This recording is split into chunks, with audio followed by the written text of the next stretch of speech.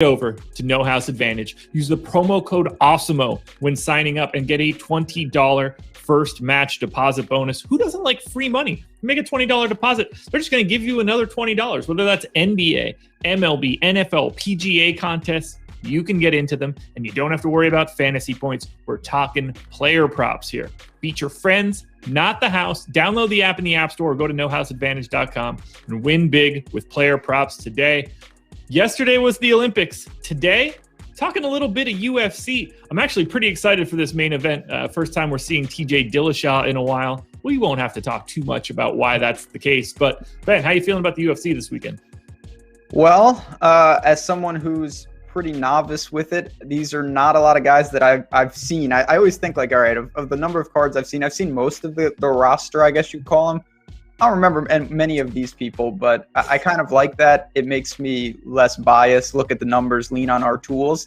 That's what I'm going to do here. The MMA is not a sport that I'm well versed in, so that's why I lean on Awesemo's UFC DFS top projections. You can use them and transition them to betting. That's what I'm going to be doing in this video. I'm going to be referencing them a lot, and I'm interested to see where you go because you're certainly more versed in how these fights will actually break down.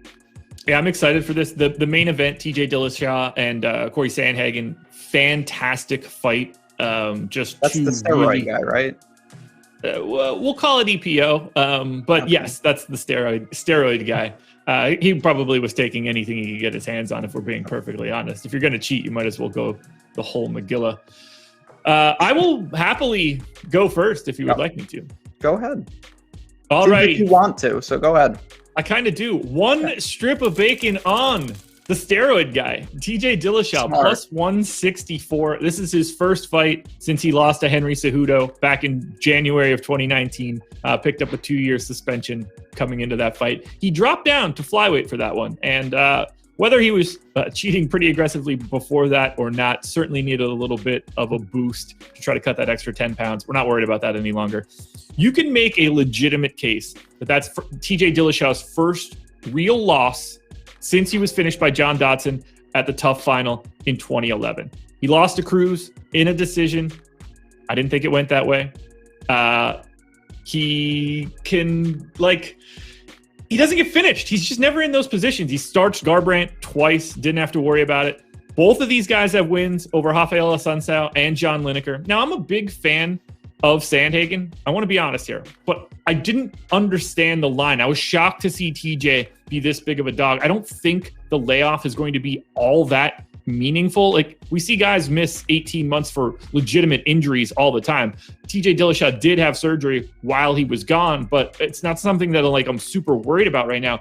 I see this fight way closer to a pick'em than this line is saying. And if that's the case, I just have to take TJ at plus 164. What did I say to you before the show? I said, that seems like a pretty high line. You said no comment. Now I know why. You said that you wanted to save it for the show. I respect that. Okay. I looked at the board. It's not like any crazy high favorites, which is nice. There's a couple, when we've got Islam fighting and whatnot, it's like minus 800. I'm going to Kyler Phillips, but I didn't want to lay minus 275. So I'm gonna go Kyler Phillips by decision. When I look at the market here, over 2.5 rounds is minus 230. So it's juiced that most likely this goes to the cards when it's all said and done. And I looked at our top, DFS UFC tool. It seems like both these guys are somewhat unlikely to get a finish. The pace isn't out of control, and I think that Kyler Phillips kind of controls the fight. This other dude is subbing in. I guess there was an injury, somewhat late notice. This guy's a pretty heavy favorite, and it was a situation where I looked at how do I get a position on him, and this is something I talk about in betting a lot. You may have a team or a player or whatever that you want to get exposure to, but then you have to figure out what bet makes the most sense. And to me, laying minus 280 wasn't a great move, but getting plus 100, that is straight a coin flip on a fight that I think is going to go to decision pretty frequently. And as a pretty heavy favorite, I think Phillips will win on the cards more often than not. So I'm going to take that to win one strip of bacon.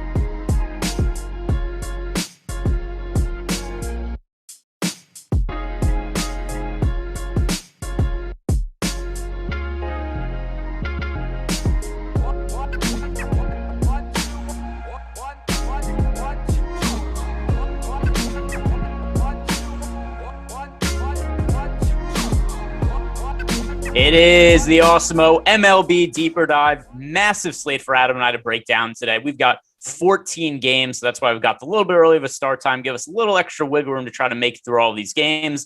Adam, what do you make of this big slate and everything we have going on today? There's a lot of pretty good pitching. I did the show with Josh this morning. It just kind of felt like for most of the games on a 14-game slate, it was, well, the pitching, I don't know if I want to roster them in DFS, but the pitch was really good. I don't really like the offense against them. It feels like for a 14-game slate, it feels like a small slate. Like, for example, on the top stack pool, there is not a single team right now that has a top stack percentage above 10% on DraftKings. That's like on one hand, it makes sense because there's 28 teams. But normally you just get like one or two spots that are just like, yeah, this is like a, for lack of a better phrase, can't fail spot. We don't really have that tonight. There's a lot of really good pitching. I think it's a pretty fun slate for tournaments, just, as far as I think you can get into the ownership a little bit more than you normally do on a 14-game slate. Yeah, and I mean, we see that for sure with rarely do we have a 14-game slate. There's not like Coors Field game or anything. We still have the Washington Nationals picking up a 16% ownership share. Massive for a slate this large. And while it is a good spot for them, and that's one of the first games we're going to be talking about here, that is a massive amount of ownership for a slate with this many games. So let's just dive into it. Not that much time to dilly-dally around with all the games to talk about. But today's show is sponsored by No House Advantage. Guys, if you are new to No House Advantage, different way to play daily fantasy sports. Instead of building lineups based on a salary cap, instead of making certain lineup construction, just prop-based player contests where you're still in a GPP, you're still playing against everybody else, but you're building a lineup just based on props. You label them with a confidence level of 10-1. If you get your 10-point prop, you get 10 points. 1-point prop, you get 1 point, and you try to score as many points as possible. Hit all 10, and ideally you win in that case. If you're new to No House Advantage, head on over to the site, use the promo code Awesemo, and get a $20 match deposit bonus on the first deposit you make over at No House Advantage. So let's jump into these games now. We've got the Atlanta Braves against the Philadelphia Phillies to lead it off. Max Fried on the mound for Atlanta. On the mound for the Phillies is Zach Wheeler, a guy who has had an outstanding fantasy season. He's always been a good pitcher, but all of a sudden now he's a guy who's gone from being, a guy who could maintain a pretty good ERA, but wasn't great for fantasy purposes, just didn't generate a lot of strikeouts. And now we have him as a guy who's going 30% owned on a 14-game slate. So what do you make of Zach Wheeler in a fairly tough matchup at this kind of price? I still like him a lot. I mean, he's been really, really good this year. And he's a pitcher that has always seemed like he should get more strikeouts than he does. He was, back in the day, he was a top prospect. He throws really hard. And now he's finally turning that into strikeouts.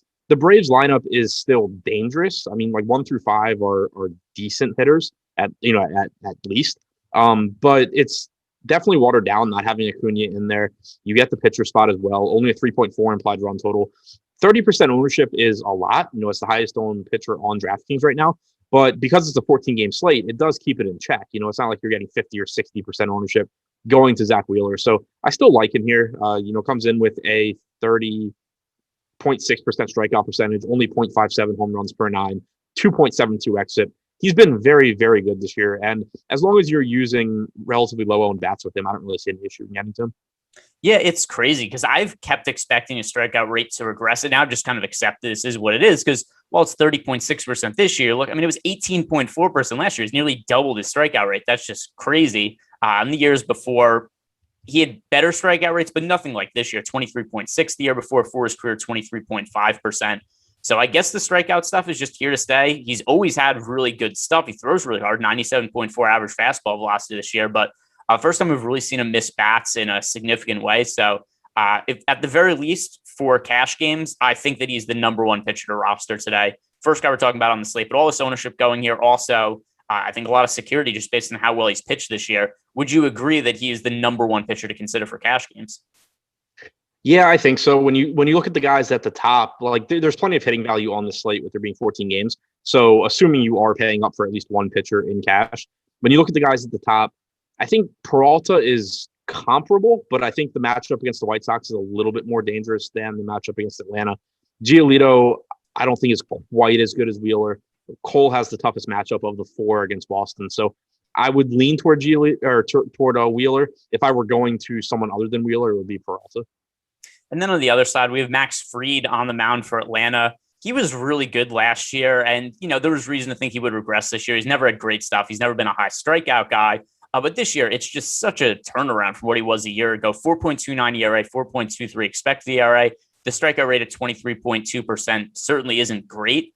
There's been a lot of slates where I think that Fried has made sense as an SP2, but now he's priced at 8,100 for this slate. It is a pretty tough matchup on the road in Philly. Is he somebody you're willing to mix into your player pool? He'll be in my player pool, but I doubt I get to much of him. He'll be in my player pool because pretty much everybody is. I don't really X guys out. I just don't get to them. Fried is okay here. I mean, he's a pretty good pitcher. The matchup against Philly is not great, but it's not the end of the world either. The biggest reason why I think that I don't really get to Fried is that there's a lot of pitchers around him, and they're not all getting a lot of ownership. Fried's only projected for less than 1% ownership, but in his price range, there's just so many arms, and a lot of them are at very, very reasonable ownership percentages. So I expect that I'll just get to those guys that look a little bit better than Fried. If you do end up with Fried in a lineup or, he fits, whatever, you like him a little bit more than I do, I don't think it's bad. It's just, this is probably going to be, and it was this morning as well, just kind of one of the running themes of the slate is like the pitching in most of these games looks good. So it's a matter of having to prioritize, who you're going to get to. And I think Fried falls off a little bit for me. Yeah, it's so crazy how some of these slates have worked this year where somehow we have 14 game slates where it's like, there's 14 games and there's 0 good pitchers.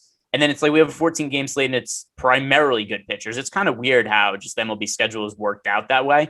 But yeah, there's a whole lot of guys to consider. And that's one of the other reasons that at least in the build I have right now, I didn't get to exposure to Max Fried. There's just a lot of other guys as an SP2 type pitcher on DK that I prefer to him. FanDuel single pitcher site. I don't really think there's any reason to get to him there. On the other side of the game with the Phillies offense, they have a good offense. It's not paying much ownership, but once again, I mean, it's like a 1% chance to be a top stack with 1% ownership. It's not a real serious consideration for me. Yeah, agreed. There's just so many. Well, it's not that there's so many good spots to go to on the slate, but you're not getting much ownership going to Fried. So I don't really want to get to the Philly bats all that much. Like, obviously, you can get to a $3,600 McCutchen batting cleanup. You can get to Segura, who's cheap leading off, but it doesn't look like that good of a spot. And then Zach Wheeler, even though he is getting a lot of the most ownership on the slate, it's still only 30%. He doesn't give up a lot of power. I don't really see myself getting to Atlanta either. All right. It's kind of interesting now because I just realized looking at the run sheet as we go through these games. So first game, we have the most popular pitcher on the slate talk about in Zach Wheeler. Second game now, we have the most popular offense talk about in the Washington Nationals going up against Jorge Lopez. The struggles of the Baltimore Orioles pitching rotation, well documented at this point. This team does not have a good starting rotation, does not have a good bullpen. So Jorge Lopez will be on the mound today with a 6.04 ERA, a 5.29 expected ERA. For sure, it's a good spot for the Nationals. I just don't ever think, I won't say ever, but 90% of the time, there's not going to be a team on a 14-game slate that warrants 16% ownership as a team. Yeah, agreed. And the thing with Washington and why they're getting so much ownership, like, it makes sense. They have the highest top stack percentage on DraftKings at 9.9%. They're also an incredibly cheap team. They have the highest value percentage. They have a 17% chance of being the top value team on the slate. Nobody else is above 9%. But the issue is that that's just going to force so much ownership there. And it's a good spot. It's not a great spot. Like, Jorge Lopez is not someone that you really shy away from taking hitters against. But he's not a total gas can either. He has a 21% strikeout percentage this year, 4.26 xFIP, 1.4 home runs per 9 is a lot. But it's just one of these pitchers where, like, would it be surprising if the Nats have a good game? No. But you also wouldn't be shocked if Lopez just keeps them in check and then, maybe they get a couple runs off the Orioles bullpen. It's a good spot, but I don't think it warrants as much ownership as they are getting right now. And one thing about the ownership here is it is pretty concentrated. We've got Ryan Zimmerman projected for 16% ownership, Harrison for 15%, Josh Bell for 15%. Then the really popular guys, Juan Soto, Trey Turner. I think if you're playing cash games today, you just have to play. These guys are going to be like 50 to 60% owned in cash games. But outside of them, there are some very cheap bats that are also not picking up ownership. So single digit ownership on Trey Barea, Andrew Stevenson, Gerardo Parra. And these are all guys that are priced around min price. So would you be willing to mix these guys into stacks, number one, because of the price, and then number two, just because of the lack of ownership? Yeah, for sure. If you're full stacking Washington, I think that one thing that's almost kind of nice about them is that outside of Soto, Turner, and Bell, everyone else kind of sucks. Like, sucks is a little strong for guys like Zimmerman and Harrison. And I guess Escobar has actually been pretty good since he resurfaced from wherever he was. But the point is, like, outside of those 2 or 3 hitters, Turner, Soto, and Bell, the opportunity cost to using lower owned or cheaper guys isn't that high. Like, this isn't one of those teams that has 5 hitters in their lineup with, like a 220 ISO. And if you go to a cheap guy, you're really hurting your stack. So going to the lower owned guys, if you are full stacking, using Barea at 8%, Stevenson at 6%, does make sense. I think Soto and Turner each getting 24 to 26% ownership. It makes sense that they're getting that much. Zimmerman's really cheap, so I understand his ownership. Bell is good, so I understand his. One other thing to point out is the Nats are actually similar to the Orioles on DraftKings because Zimmerman and Bell are both in the lineup. You actually cannot stack 1 through 5 for the Nats on DraftKings, which is something that makes it a little bit weird to stack fully as well.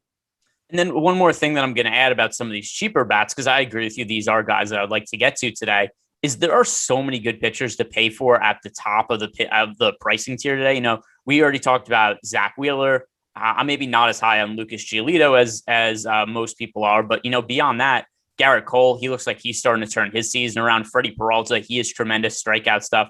Frankie Montas has pitched really well as of late. Joe Musgrove's in a favorable matchup. This seems to me like a really good slate to pay up for pitching. So with that in mind, that's one of the other reasons I think it makes a whole lot of sense to roster some of these cheap bats at the end of the Nationals order. Good way to make a National stack that isn't quite the same as what everybody else is going to be rostering with the same guys at the top of the lineup. They're picking up massive ownership. So still, even though it's a team that as a whole is going over-owned, I think there are ways to make this a little bit more of a contrarian stack. On the other side of the game, we have the Orioles offense, which not all that terrible, probably not as bad as most people would think it to be. It's really the pitching that's been the biggest issue with this team. But Patrick Corbin has been not particularly good as a pitcher this year. He's never been somebody who's thrown hard throughout his career, except now that he's over the age of 30, I think it's just starting to become more of an issue for him. 5.66 ERA, 5.72 expected ERA. I just don't think that Patrick Corbin's bouncing back at this point in time. So the Baltimore Orioles offense is still picking up actually a little bit more ownership than I expected now, 6%. They were a little bit lighter owned when I looked at them earlier in the day, but matchup against Patrick Corbin, what do you make of the Orioles offense here? I'm kind of in between because they are getting more ownership than they deserve according to the top stacks tool. 4% chance of being the top stack, 5.2% ownership share. So not like drastically overowned. But the issue you're going to run into as well is Santander is still not back.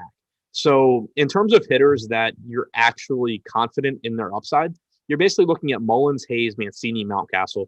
Mancini and Mountcastle are at the same position, so you can roster them together on FanDuel, but you cannot roster them together on DraftKings.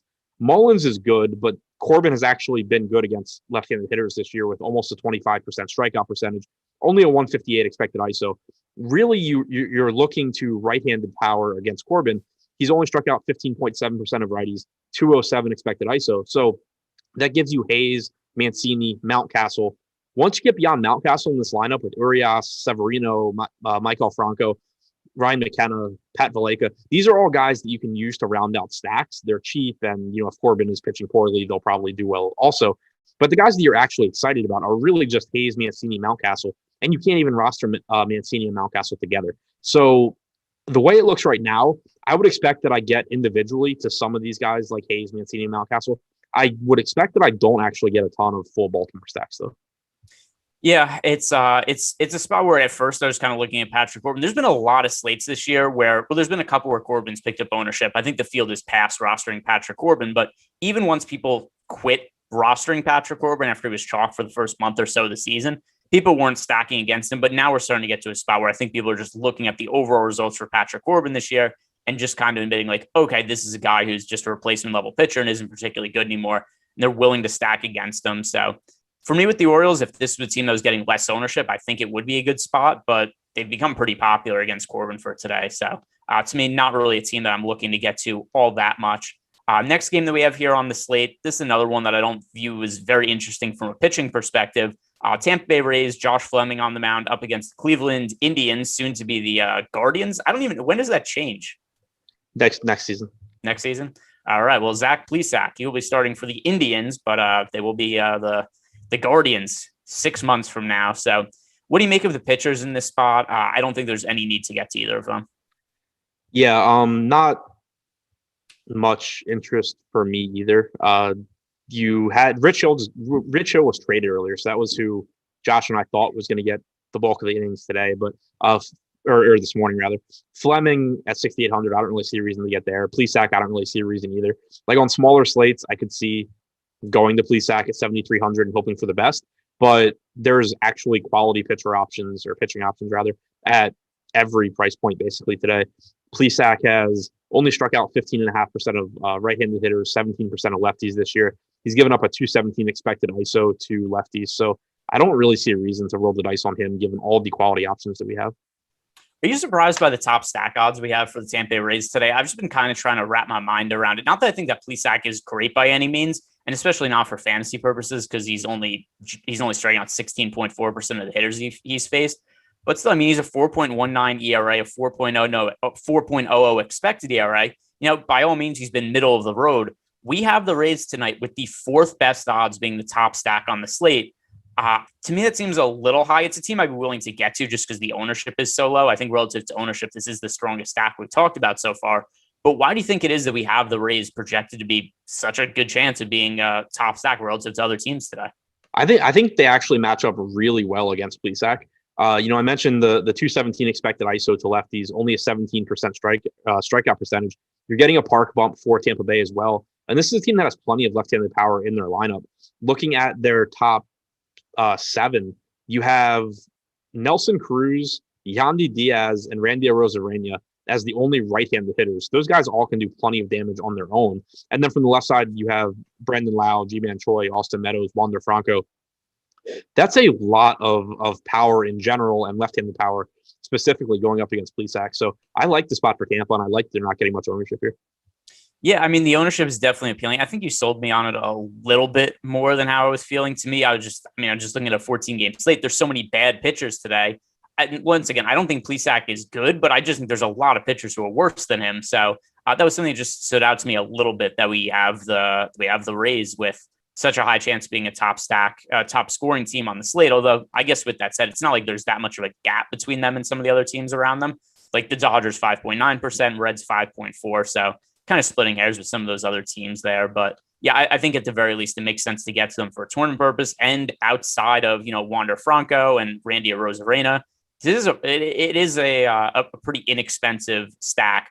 One other thing I'm just going to mention, I'm surprised that Wander Franco, remember when he first got called up, he was min price for like the first week on FanDuel and DK. Now, all of a sudden, he hasn't even been playing well, and he's 5,000 on DraftKings. So that's a pretty steep price. I think that making stacks, I would prefer to go to other guys in the lineup other than him. But just because he's a marquee name, one more question I'll ask you about him. I know it's difficult to project prospects and all that, but what kind of success do you expect him to have the rest of the season? Because he's been a little underwhelming so far.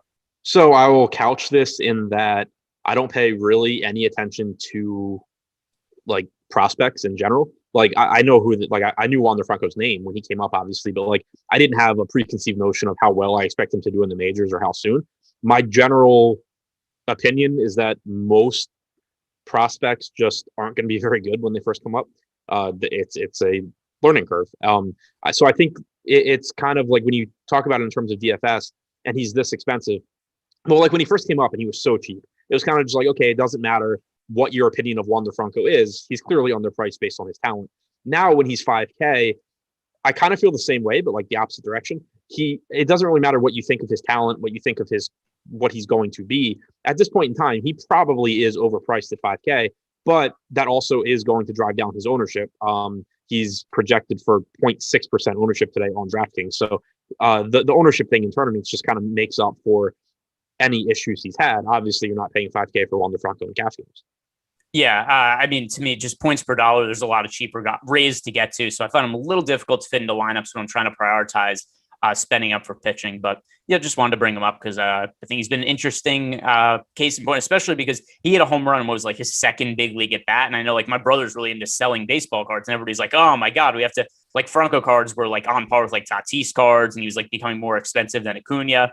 And now I think my brother told me the cards are like a third of what they were 3 weeks ago, just because he hasn't been hitting well lately. So pretty reactionary there. So maybe a lot of the same people that buy and sell cards, probably people that play DFS also. It seems like a similar mindset with some recency bias. But speaking of recency bias, Joe Musgrove on the mound against the Miami Marlins in the next game. And I have no clue what to make of Musgrove because coming into the year, he was somebody I was pretty high on based on some of his underlying numbers in the past. He looked like a guy who could have a breakout season, and he certainly did to start. But ever since baseball instituted the foreign substance rules, his strikeout rate has dipped, but his spin rate has still been fine. And it's something where I keep saying, like, all right, I guess he could bounce back, but he just never does. So strikeout totals over the last handful of starts from Musgrove, 2, 5, 3, 4, 6, 3. There was a game against the Rockies, like, all right, surely this is where Musgrove is going to bounce back. And he was fine, but he only managed to pitch 4 1/3 innings, struck out 6 hitters. So it's a really good matchup for him once again against the Marlins. But what are you making of Joe Musgrove? Because I have no feeling for him as a pitcher right now. Same boat. You mentioned the spin rate, and that was something that I talked about Musgrove before, and I said the spin rate looks okay. The results haven't really been good. It can be kind of difficult to measure command and control. That's like the one stat in baseball still that is pretty hard to get a gauge for. The walks have been a bit of an issue since the foreign substance crackdown as well. Like looking over his last 5 starts, 2, 3, 1, 2, and 2 walks. You mentioned the strikeouts being down as well. So I do think he's being negatively affected by it, even though it's not showing up in spin rate. I think it's just showing up in the K- walk percentage. So I think the range of outcomes for him is still pretty wide because I believe in his talent. He's someone that, like you mentioned, I liked in previous years as well. I thought he had good stuff. And then I thought he was putting it all together this year, but he has dropped off. It's more so the biggest issue I have with him right now is that he's projected for almost 30% ownership on DraftKings.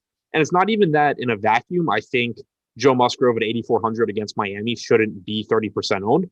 It's more so that when you start looking down the list at the other pitchers in this price range, there's a lot of very good pitchers that you can say are just as talented as Joe Musgrove that, yeah, their matchups might be a little bit worse, but they're getting like 130 the ownership. So right now it's just kind of an ownership game to me where I wouldn't be surprised if Musgrove just goes out and dominates the Marlins. He's certainly capable of it, but I still think his range of outcomes is wide enough, and there are enough guys around him getting much less ownership that I'm pretty likely in tournaments to be coming in underweight on Musgrove, coming in overweight on guys like Eduardo Rodriguez, Frankie Montas, Alex Cobb, Tyler Mahle, a little bit more expensive, Yusei Kikuchi, a little bit less expensive. But like all these guys, if you add their ownership together, they pretty much sum up to Musgrove's ownership. So I'm just pretty likely to be underweight on Musgrove and overweight on almost everyone else priced around him.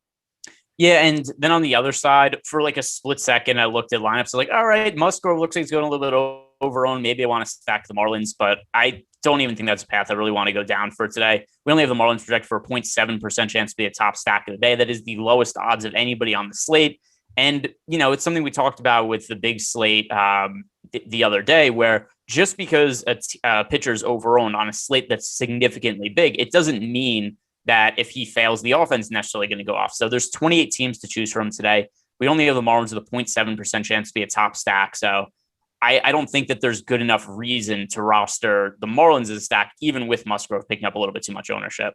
Yeah, that's where I'm at as well. If this were like a 6 or a 7 game slate and you had Musgrove, I think, being overowned, then I would start to get to Miami just to try and leverage against that. But the problem on a 14 game slate is Miami can do enough to make $8,400 Musgrove not be a particularly good play, but still not be one of the best offenses. Like, let's say Miami throws up 5 runs in the first, 3 or 4 innings and just knocks Musgrove out.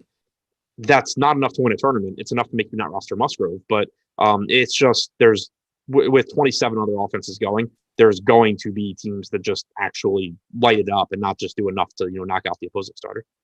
And on the other side of the game, this is a conversation that we had yesterday. Zach Thompson is now going to be pitching for the Marlins. Yesterday, we briefly talked about Zach Thompson on the strategy show. And then right after we started talking about him, or it was right before or something like that, Jordan Holloway was announced that he was going to pitch the extended innings for the Marlins yesterday. But today it's going to be Thompson. So we could just rehash a lot of the same talking points that we had yesterday, where Zach Thompson has had success at the big league level so far this year. He has a 1.93 ERA, he has a 3.54 expected ERA, 2.45 FIP. That all looks well and good. However, it's hard to know how much of this is real because you look at his minor league numbers and he's never had that much success in the minor leagues. He's 27 years old. So as an older player in AAA this year, pitched 15 innings, had a 6.6 ERA. 2019, when he was with Chicago in AAA, he had a 5.5 ERA. So he's been a guy who's really failed at the minor league level. All of a sudden comes up to the major leagues and just kind of starts to set the world on fire. But The San Diego Padres yesterday, oddly, were a team that looked like they were going to be chalk against Zach Thompson. And now today, there's not really that much ownership going to the Padres against Thompson. So Thompson, what do you make of him going forward, his minor league numbers, and then also the Padres as a potential stack? I think that there's a pretty wide range of outcomes on Thompson going forward, but I'm inclined to buy into him. His minor league numbers, the strikeouts jumped basically 2018. The strikeout numbers jumped. And then as he increased levels in the minor leagues, the strikeout numbers continued to be there. His xFIP consistently was either not necessarily consistently outperformed his ERA, but in the years where he had a weak ERA, his xFIP was just always a lot better. And then he's had success through his first six starts in the majors. So I'm inclined to buy into him long term. But again, I think, it wouldn't be shocking if he doesn't do well. The biggest issue for me tonight is that he's relatively expensive. The Padres are good. And I don't know, I think you can get 6 innings if he's pitching well. I don't know that you can really expect anything beyond that. He only threw 60 pitches his last time out. I think that was a factor of, they said afterwards that he was sick. But prior to that, 87 pitches against Atlanta. That was a game he went 6 innings with 6 strikeouts. The game before that against Washington, he went 6 innings with 11 strikeouts, 91 pitches. That kind of tells me that you're not getting more than 90 or so pitches from Thompson.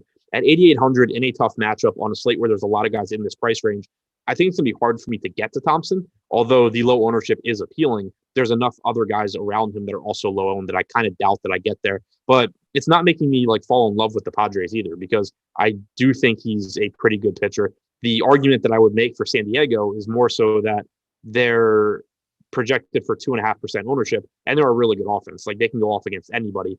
So the upside is certainly there, but it's not a spot I'm really looking to pick on. You also don't have Fernando Tatis in the lineup, which knocks down San Diego as well. Yeah, that's really the big issue I have with the Padres. Basically, we've seen Fernando Tatis been one of the most popular hitters on every single slate, basically for the last 6 weeks or something like that at this point. And without him in the lineup, it is a lot thinner. They have, House Advantage in the lineup instead of him, who I still have a little bit of a bias towards just because of the KBO baseball days, which went poorly for me. But I just remember Ha-Seong Kim being really, really expensive. And that I think probably has made me roster more than I should have this year. But that aside, it's a much weakened Padres lineup without Tatis in there. And that's enough reason for me to not be as interested in them today as I was yesterday when it looked like Zach Thompson was going to be on the mound. So different situation for me today versus yesterday because there's no Tatis. Next game on the slate here, this is another one where you have an interesting situation to talk about because Garrett Cole is on the mound for the Yankees and he's going against the Red Sox. So it is a tough matchup. He got lit up by Boston a couple of weeks ago. And Garrett Cole is somebody who we first saw the substance rules go into effect. Big dip in spin rate. The results were terrible for Garrett Cole, especially relative to what we expect from him, but not even terrible just for Garrett Cole, terrible for any pitcher. But he's kind of rebounded in a big way as of late. And he's even seen an increase in spin rate as of late, which maybe that raises a little bit of alarm bells, just maybe some sketchiness to that there. But the way that Garrett Cole is pitching right now, I kind of buy back into it. I know it's only been 2 starts, but over those 2 starts, 23 strikeouts. And you just look at how down his strikeouts were before then. The games before that, 6 strikeouts, 6 strikeouts, 6 strikeouts, 4 strikeouts. And all of a sudden, he's got 23 strikeouts over his last 2 starts. I think that Garrett Cole is back. So I don't 100% buy into it, but I'm confident enough that I want to make him a pretty important piece of my player pool today. Yeah, it kind of fits with what my hypothesis was when they cracked down on the foreign substances. I thought there would be a period of time where pretty much everyone that was using it had trouble because they just had to adjust. But then the pitchers that were really, really good would still be good. Maybe not quite as good, but they'd be really good. You would see the pitchers that were kind of middling that had become even better, like Joe Musgrove, take a bigger step back. With the stuff Garrett Cole has, he still should be a good pitcher. We've seen that recently. The biggest issue here is that he's more expensive than Wheeler. He's more expensive than Peralta. He's more expensive than Giolito. He's the most expensive pitcher on DraftKings. And there's a very deep mid-range. There's plenty of other arms at the top. And he's got a dangerous matchup against the Red Sox, who I think are as good or better in offense than than the White Sox, than the Brewers, than the Braves right now. So he's getting 16% ownership, which is probably about where it should be. I would expect that I come in similar to that. I just don't really have a strong stand either way because I think the upside is clearly there, but I also think the ownership is there, and the matchup against Boston is pretty unappealing when you consider all of the other arms you can get to on the slate. Yeah, and so one other thing with Cole is let me try to think, when is the last time I actually rostered? Like, I haven't even had him really in my player pool in forever in terms of getting like any significant amount of exposure to him, just because it was something where I was so bearish on going forward because of spin rate stuff. I had 0% of them the last two starts, the one against the Red Sox, the one against the Astros where he just crushed both times. But, before then, his fantasy output was so terrible for such a long time. The last game that he was good before this last 2-game stretch was June 9th against the Twins. He scored 28 fantasy points, which even that isn't really a slate-breaking performance. So the last time he'd really broken a slate before these last couple of starts was May 12th when he struck out 12 hitters in 8 innings against the Rays. But yeah, I think he's going to start getting on track now. And I don't actually think he's using some sort of sticky substance to this point. I just think there was an adjustment period where he had to figure out like, okay, what grips can I use? What pitches can I use?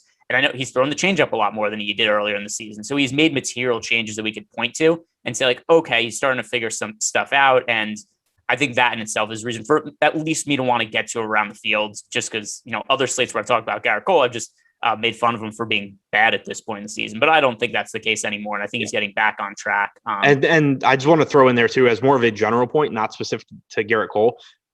In general, you need to be careful, not you, just, everybody needs to be careful about generalizing like, this pitcher is or isn't good since June 6th. Like, these are still professional pitchers. They're still working on things. If they know if they're struggling. If they're struggling, they're going to try and either change their pitch mix or do other things. Like, for example, Garrett Richards, a few days ago, still, gave up a couple home runs, but he just came out with a 92-mile-an-hour changeup that he had like never thrown before, and it was just like almost unhittable to the Blue Jays. So you have to keep in mind that like you still can't draw concrete conclusions from what has happened, because these guys, if they are struggling, you can be assured that in their bullpen sessions, they are doing like everything they can to come up with some way to make themselves better again. Yeah, Garrett Richards has literally thrown different pitches every single start he's made over the last 6 weeks. He comes out, it's like, what pitch is he going to throw today? And it's something that's totally new and different. In general, it's been bad every time, but he's been bad with different pitches. And, who knows, maybe he figures that out at some point in time going forward. Like you said, he threw a different changeup last time out, and maybe that's something he could find some success with going forward. On the other side of this game, Eduardo Rodriguez is a pitcher I have a whole lot of interest in, just because this Yankees lineup is so bad right now. And Eduardo Rodriguez also, his ERA isn't good this year, but the underlying stats are pretty good looking. And I'll touch on that in a second, but more so than anything, this Yankees lineup, after you get past the core of the lineup, hitting 6th is Brett Gardner, 7th, Chris Gittens, 8th, Ryan Lamar, and 9th, Greg Allen. This is a weak Yankees lineup. Eduardo Rodriguez for the year, he does have a 5.19 ERA, but the underlying numbers, 3.65 expected ERA, 3.51 FIP. The strikeout rate is a career high 27.6%. I'm expecting a pretty big second half of the season from Eduardo Rodriguez. I think he has a lot of positive regression coming his way. And we've already seen that kind of start. He was really good his last time out against the Yankees. But once again, this Yankees lineup is so bad. I really like getting to Eduardo Rodriguez. Yeah, Erod's one of my favorite pitchers in tournaments. I kind of think like the best way to sum it up is just like compare his numbers to Joe Musgrove. So on DraftKings, Musgrove is $100 more expensive than Rodriguez. He's getting almost 3 times the ownership right now. Rodriguez has a strikeout percentage less than 1 percentage point lower than Musgrove. His xFIP is better, 3.33 compared to 3.43. Rodriguez has allowed 1.3 home runs compared to 1.1. His walk percentage is almost a full point lower at 5.7% compared to 6.6. You basically can just say these are the same 2 pitchers, right? One of them's facing Miami, which granted is a better matchup than the Yankees, but this version of the Yankees is also pretty bad. I really just don't think there should be much of an ownership gap at all between Musgrove and Rodriguez. And those are the season-long numbers. That's not even getting into what Musgrove has done since they stopped letting him use pine tar and whatever the hell else he was using.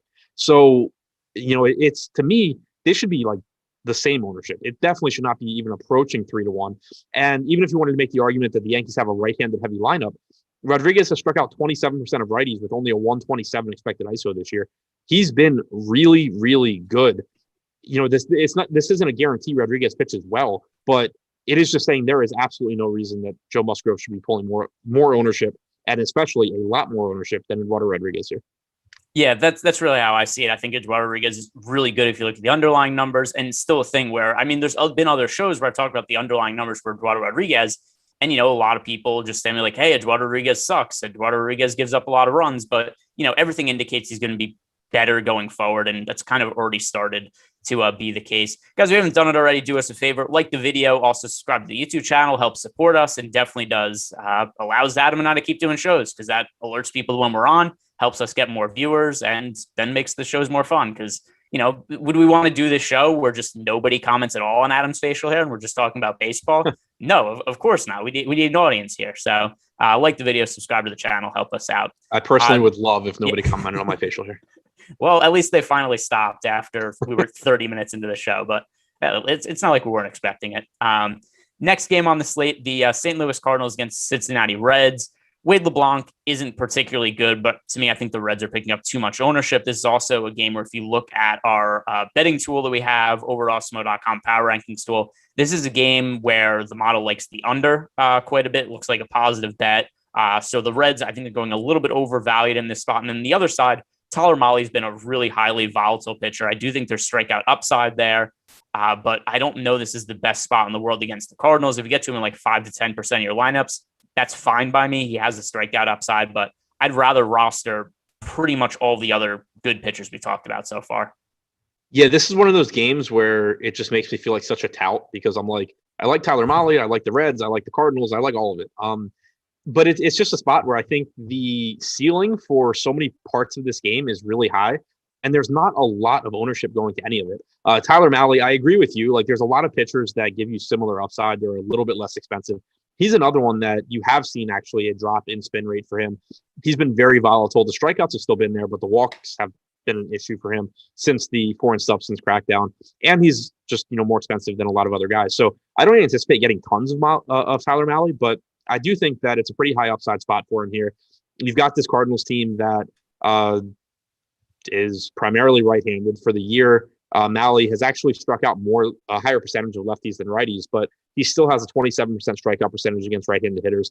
You can pretty easily see how he has a good game here. But on the other side, he's allowed a 173 expected ISO to right-handed hitters, and there is a lot of power in this Cardinals lineup. So, and it's a good hitter's park. So it's just, I think, a pretty big boom or bust spot where Mahle could get in trouble early, give up a couple of home runs, and be out of there, or he could just pile up strikeouts.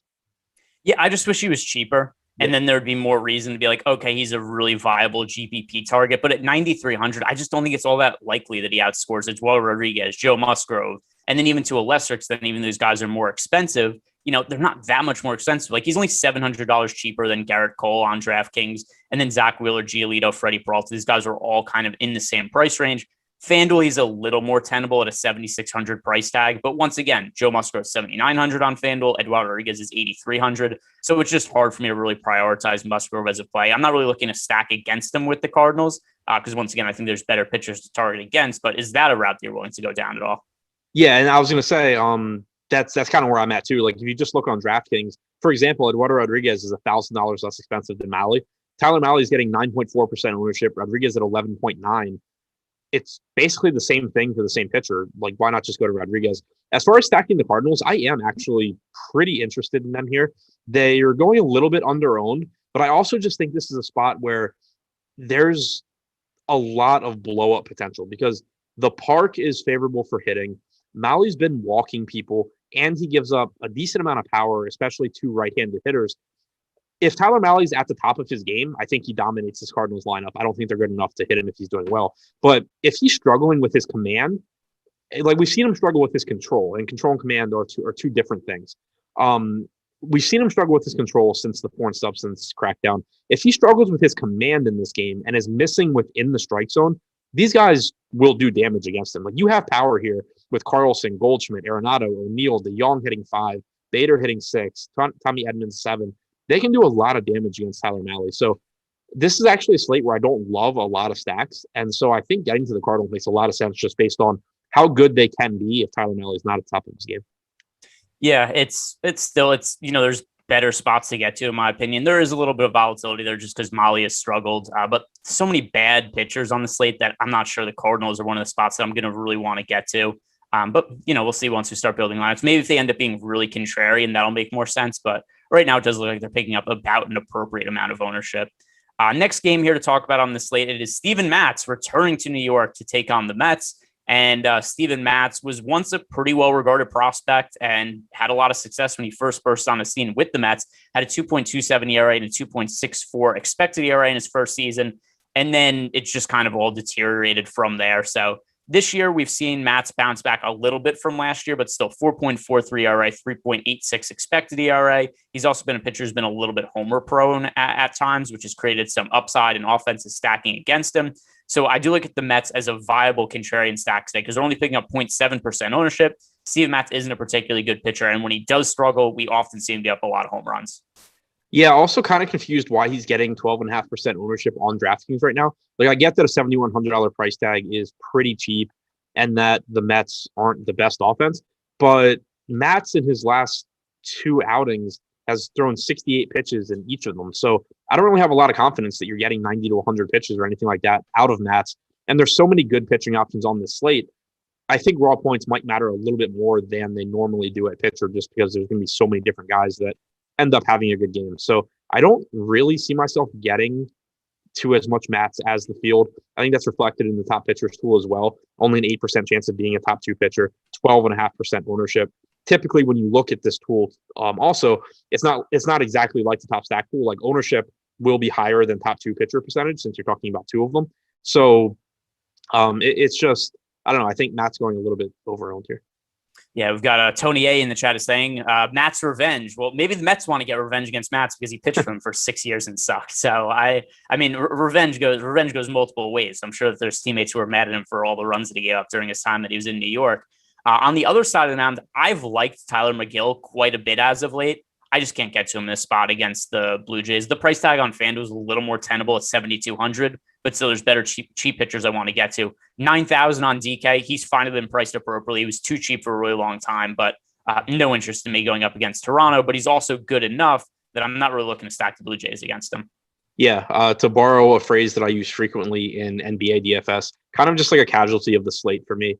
Tyler McGill, I think, is good. He's got good strikeout stuff. He's perfectly fine. The salary in a vacuum is reasonable, but on this slate, you can nitpick amongst your pitchers. There's going to be low-owned pitchers with high ceilings that you can get to. There's going to be popular pitchers with high ceilings that you can get to, kind of whatever you want in your lineup. Tyler McGill, I think, has one of the more difficult matchups out of those guys going up against this Toronto team. So I don't really anticipate getting there. I think, again, if I'm looking for a low-owned pitcher in his price range, there's not really a shortage of guys I can find. Yeah, and once again, it's just there were times where McGill, and by the way, he looks like a legitimately good starting pitcher. His numbers this year are really solid. It's just such a tough matchup against the Blue Jays, and he's been priced up. So other places I'd rather get to today. Next game on the slate, some really good pitching options. Lucas Giolito against Freddie Peralta. Giolito, another guy who really struggled when the sticky substances came out. Looks like he's starting to rediscover his ability to generate swing and misses because we've seen an uptick in his strikeout stuff as of late. But even with that said, my preferred starting pitcher in this game is going to be Freddie Peralta on the other side. Peralta's been excellent all year. The strikeout stuff is absolutely insane. So to me, actually, Freddie Peralta is the number 1 overall pitcher for me to get to on the slate. I actually personally do prefer him to Zach Wheeler. He's got a little bit less ownership going towards him. Chicago White Sox, good offense, but they are going to be playing in National League Park where they lose the DH. But Freddie Peralta, he's been a guy I've gotten a lot of exposure to this year. Are you on board with me with Freddie Peralta, and how does he stack up against Giolito? Yeah, I'm there with you on Peralta. Leads the slate in strikeout percentage at 34.5%. I think really comparable to Wheeler in terms of range of outcomes and all of that tonight. But Wheeler's getting a lot more ownership on DraftKings. Just got an ownership update. Wheeler's up to 35.8%. Peralta only at 23.3%. So that's something that, at least in tournaments, I think I'll probably lean towards Peralta if just having to choose between the two. The White Sox are scary, but they also do give you some strikeouts. They have a lot of good hitters, but also just guys that will swing and miss, and Peralta has been very good at getting them. So I like Peralta a lot. I like Giolito as well. It's just I don't know how much I'm going to be able to get to because when you look at the top of the pricing spectrum on DraftKings, you have Giolito, Wheeler, Peralta, Cole, all between 9,600 and 10K. Giolito's kind of like the one guy that doesn't have any one particular thing that stands out. Like Peralta has the highest strikeout percentage. Wheeler probably has the best matchup. Cole has the lowest ownership. Giolito is just kind of in the middle on all of those. So I don't know how much I wouldn't be surprised if I just kind of end up even with the field or a little below on just in the aggregate amongst those 4 pitchers. And then like specifically singling them out, Giolito seems like the one that might be the most difficult for me to get to. Yeah, he's also my least favorite of the group. It's also on the road in Milwaukee. It could be a favorable hitters park. The other thing too with Giolito is, it's not even to say that I don't buy into his recent results, because I do think that it stands reason he's going to be better going forward. But I think Cole, Giolito, and Peralta are all going to be better than him going forward anyway. And these are all guys who I think have more strikeout upside than him is. So all these guys priced fairly similarly. Giolito is also the lowest priority play of the group to me. Next game on the slate, and something I have to talk about from a betting angle here. This is the Los Angeles Angels against the Minnesota Twins. Well, first, it's going to be pretty important to talk about how weak the Angels offense is with no Shohei Ohtani there. But the other thing to consider too, I was really surprised by this. If you look at the top props tool that we have over on Awesemo.com, the strikeout prop for Alex Cobb over under 4.5 today. It is a 61% expected ROI taking the over here. I don't understand why Alex Cobb is a 4.5 strikeout prop today. It is something that I bet. It's a good matchup for him. He's been over this number in the majority of his starts this year. He hasn't been limited. Is there any reason that you see that is, and not to say that it's obviously a locked hit, because that's not the case at all, but we still have it hitting about 80% of the time. And I just don't think this number's right. Is there any reason you think you should have a strikeout prop that's that low? No, I love it. Like me and Josh kind of disagreed on Cobb this morning, and I was higher than he was. But that was from like a DFS standpoint. When you're just talking the strikeout prop, I think the biggest thing working against Cobb right now is that it's warm, it's humid in Minnesota, so it's good hitting weather. But we're not talking about runs. We're not talking about fantasy points. We're just talking about strikeouts. And he's been very, very good this year. There's also strikeouts in this Minnesota lineup. That doesn't make a lot of sense to me. Yeah, and the other thing too is this Twins lineup. There's no Nelson Cruz. Who knows who else they'll end up trading, because Nelson Cruz got scratched, it was like 10 minutes before that game started yesterday and got traded to the Rays. This is not a good Twins lineup. It was a vastly underperforming offense, even with Nelson Cruz. And they're taking him out of the lineup. It is not good whatsoever. And then on the other side too, we've got the Angels offense. That's not a particularly good offense right now with no Shohei Ohtani. So I would lean towards betting the under in this spot. It doesn't feel great when J Happ is one of the pitchers in the game, but I mean, still, I think Alex Cobb, for prop betting perspective, 4.5 is too low. Only project for 1% ownership in DFS. I think that's a sensible GPP play, just given how weak this Twins lineup is. But then on the other side, Happ has not been able to get out major league hitters, but this Angels lineup is so bad without Ohtani in it. So the Angels lineup today, I'm going to pull this up, is one of, we've been making fun of the Yankees lineup for how bad it's been towards the bottom a little bit recently. But this Angels lineup, top to bottom, they have Phil Gosselin batting second for them. David Fletcher's leading off, Jose Iglesias third, Upton's back in the lineup hitting fourth, Suzuki fifth, Brandon Marsh, Juan Lagares, Jack Mayfield. This is arguably the worst lineup we've seen any team throughout the entire season. So I don't like J Happ at all, but I don't know what the hell to do with this matchup. It's a terrible pitcher and a terrible offense. Yeah, I'm not going to lie. This is actually the first time I hadn't noticed the lineup when it came out. I'd actually, on the morning show with Josh today, I was like, all right, they got Upton back, the lineup, and they called up Marsh. So the lineup's becoming like a little bit more formidable. You should just be like, you want Walsh and you want Ohtani. Now you don't have Ohtani. You don't have Walsh. Rendon, we know, is out. This is awful. I can honestly see getting J Happ at 1% ownership. The only thing that I think works against him is, and we'll talk about it later, you have David Price at 6,300. So, I liked the Angels a lot this morning, thinking that they were going to run out like a sensible lineup. Now it's more so they're cheap. You can use them to fill in value. Like if you're getting up to two of the more expensive pitchers, you have, more expensive bats in your stack, whatever. You can certainly use Kurt Suzuki batting fifth at 3K. I actually think that's a pretty good option.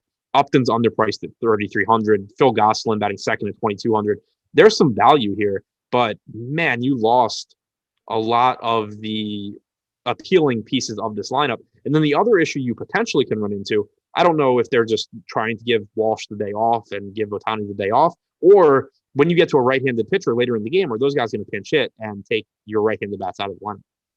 Yeah, that is also a possibility. It's just I can't reasonably want to roster Hap, but I can't stack this Angels offense either. As bad as Hap's been this year, it's just bad. The run total in this game has dipped. It was 10.5 earlier in the day. It's gone all the way down to 9.5, and there's juice on the under at this point. So this is a run total that could be dropping all the way from 10.5 down to probably 9 by the time the game starts. That's a pretty crazy drop, and it's just because of how weak that Angels lineup is today. That and also the Twins with no Nelson Cruz in there. But yeah, this is a ugly looking game on paper. Next game on the slate here, we have Willie Peralta on the mound for the Tigers against Chris Bubich is going to be on the mound for the Royals. This is another spot where it's kind of like I don't really like anything all that much, but do you feel differently? I think I like the bats a bit. I don't like the ownership going to the bats, but I do like the bats in general. Chris Bubich has really struggled. He's one of Kansas City's top pitching prospects, but he has not lived up to that so far in the majors. So far this year, he's allowed a little bit over 3 home runs per 9 innings, which is absolutely awful. Anything between 1 and 2 is relatively high. 3 is a lot. He's striking out just shy of 20% of hitters. XFIP is approaching 5. The issue, of course, is that the Tigers lineup isn't the scariest, but I do really like Eric Haas batting 3rd at 4,500. Candelario is back. He's hitting 5th at 4,500. Miguel Cabrera's corpse is only $2,700 if you're looking to go there. Zach Short gets a lineup bump up to 6th. So it's a pretty decent lineup, I think, going up against Bubich. You do also, again, like they're not starting Akil Baddoo, so he probably pinch hits for somebody later. But I would guess that's probably like Derek Hill batting at 9th, so it won't matter that much for DFS. On the other side, it's a really weird spot because Willie Peralta's actually been good in terms of results this year, but I don't really buy into it. He hasn't been striking guys out. He's only got a 15.7% strikeout percentage. His xFIP is 4.41, walking 8% of hitters. I just think that more likely than not, he starts to give up runs in a hurry pretty soon. And Kansas City's a team that, even though they're a pretty flawed offense, they have hitters that aren't that good in terms of consistency. They do have power and speed throughout this entire lineup. Merrifield has both. Santana has power. Perez has power. Benintendi has a little bit of both. Soler has power. O'Hearn has power. Dozier has power. Dyson has speed. Nicky Lopez has a little bit of either, but it's a Kansas City team that I think can certainly have success here against Peralta. The issue is just that they are projected to be over-owned as well, so I don't know how much I'll actually get to in tournaments, but if I have to go to anything in this game, it is the bats. Yeah, and by the way, I don't know if you've refreshed the stacks tool. The Tigers are currently the 2nd most popular stack on the slate, and the Royals are the 3rd most popular. So there is some. I saw somebody in the chat bring up that where is it? Somebody mentioned that they like the spot for the Tigers. They've been hitting the ball really well lately. Here it is. Cody Cave would say that they're smashing. They've won 7 in a row. They're versus a bum pitcher. I don't think Bubich is that bad. I don't think he's good either, but there's worse pitchers going today. He's also calling for a Jonathan Scope homer, but it's just there's too much ownership going here. Like, sure, there were spots this year or earlier where the Tigers, 2-3% owned. This is a 14-game slate where the Tigers are picking up about 10% ownership as a team. They're very, very popular. Yeah, exactly. That's kind of this slate is one of those where, and it's kind of unusual for a 14-gamer, but like a lot of the offenses are just so clumped together. Like, and this is Tampa Bay is just like the first team that I saw that I could use as an example. Detroit has the 2nd highest top stack percentage. Tampa Bay is 6th, but Detroit is 1.2 times as likely to be the top stack as the Rays are, yet they are getting 2.2 times the ownership. That's kind of the issue. Same thing goes for Kansas City. Like they're lower, they're the 3rd top stack percentage. They're even lower than Detroit. But they're still getting almost twice as much ownership as Tampa Bay, and you can substitute Tampa Bay for a lot of other teams. So it's not that I don't like the spot for Detroit. It's not that I don't like the spot for Kansas City. It's just I think there's so many teams that are very, very close on this slate that I'll just play whichever ones other people don't want to. And right now it seems like they want to play Detroit and Kansas City. Yeah, so the most negatively leveraged stacks on the slate right now on DraftKings, according to our latest ownership projections. Number 1, the most negatively leveraged stack is the Washington Nationals. Number 2 is the Detroit Tigers. Number 3 is the Kansas City Royals. That is on DraftKings. And then moving over to the ownership percentage that we have right now on FanDuel, we have the Reds as the most negatively leveraged team. There isn't quite as much ownership going to Detroit and KC on FanDuel, but still, Detroit is the 4th most popular offense overall on FanDuel, and they are negatively leveraged. And KC is the 5th most popular offense, and they're negatively leveraged. I get that this isn't the most like lights out pitchers on the mound, but there's not really a scenario where I think these teams should be that popular. So that's really the issue for me. These are really popular offenses, and I could see that the field seems to think so. And, also why some of the YouTube chat is saying that, hey, really good spot for the Tigers. They've been hitting the ball well lately, but that's kind of how the field is looking at it as a whole. This is a very popular spot. And I think that once again, when the Tigers were starting to run and they were picking up no ownership, they were sensible, but they're very popular now. Yeah, I'm not playing cash today, but if I were, I would expect to be getting 2 hitters from this game. It's just a good spot across the board. The issue is just that it's not that good a spot, and there's a lot of ownership coming in. If ownership between now and lock drops, I'm sure I would love to get to this game. I'd be very happy if ownership drops and I get to go to an under-owned Tigers and Royals offense against these 2 pitchers. But the way it projects right now, I just think you're making more money by going to some other offenses.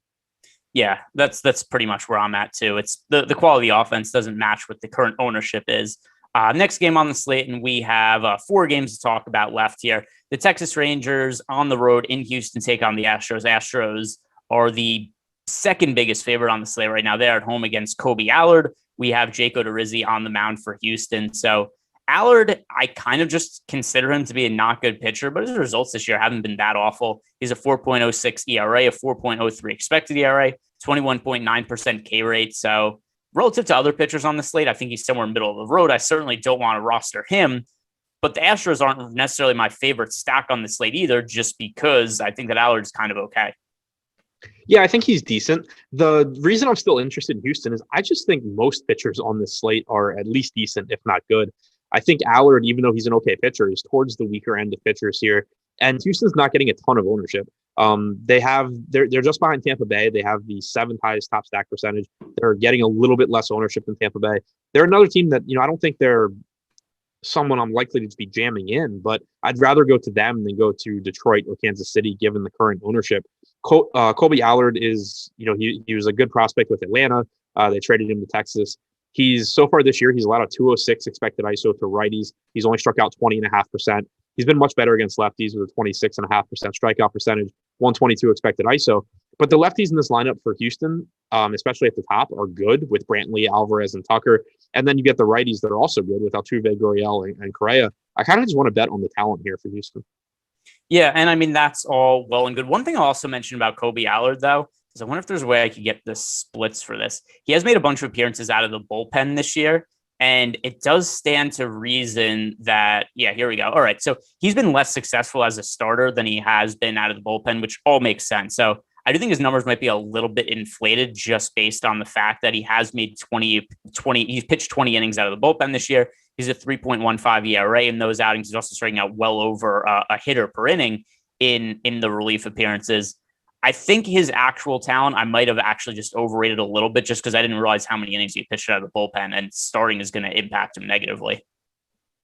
Yeah, I agree with all of that. So Houston, let me look at some of the individual hitters now, just because it wasn't a team that I was considering all that much before. Now I've just kind of you've talked me into it more than anything, but now it's also something I'm considering it a little bit more heavily. So the end of the lineup for the Houston Astros, not so great today. Robo Garcia, Miles Straw, Jason Castro. If you need somebody to punt with, that's all reasonable. They're all really cheap.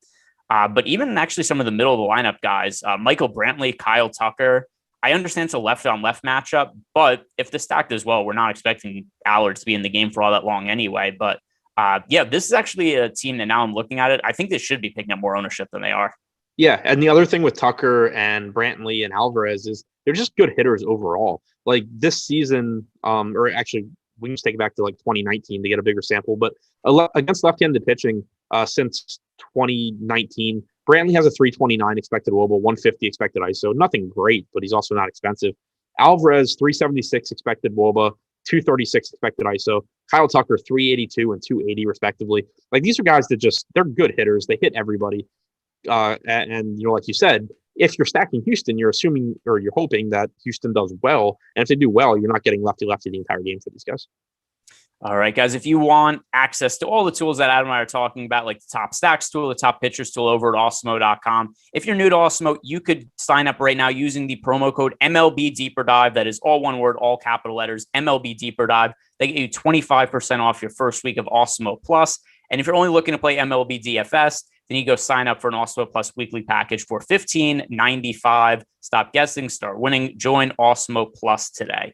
All right. On the other side of this game, Jake Odorizzi is going to be on the mound for Houston.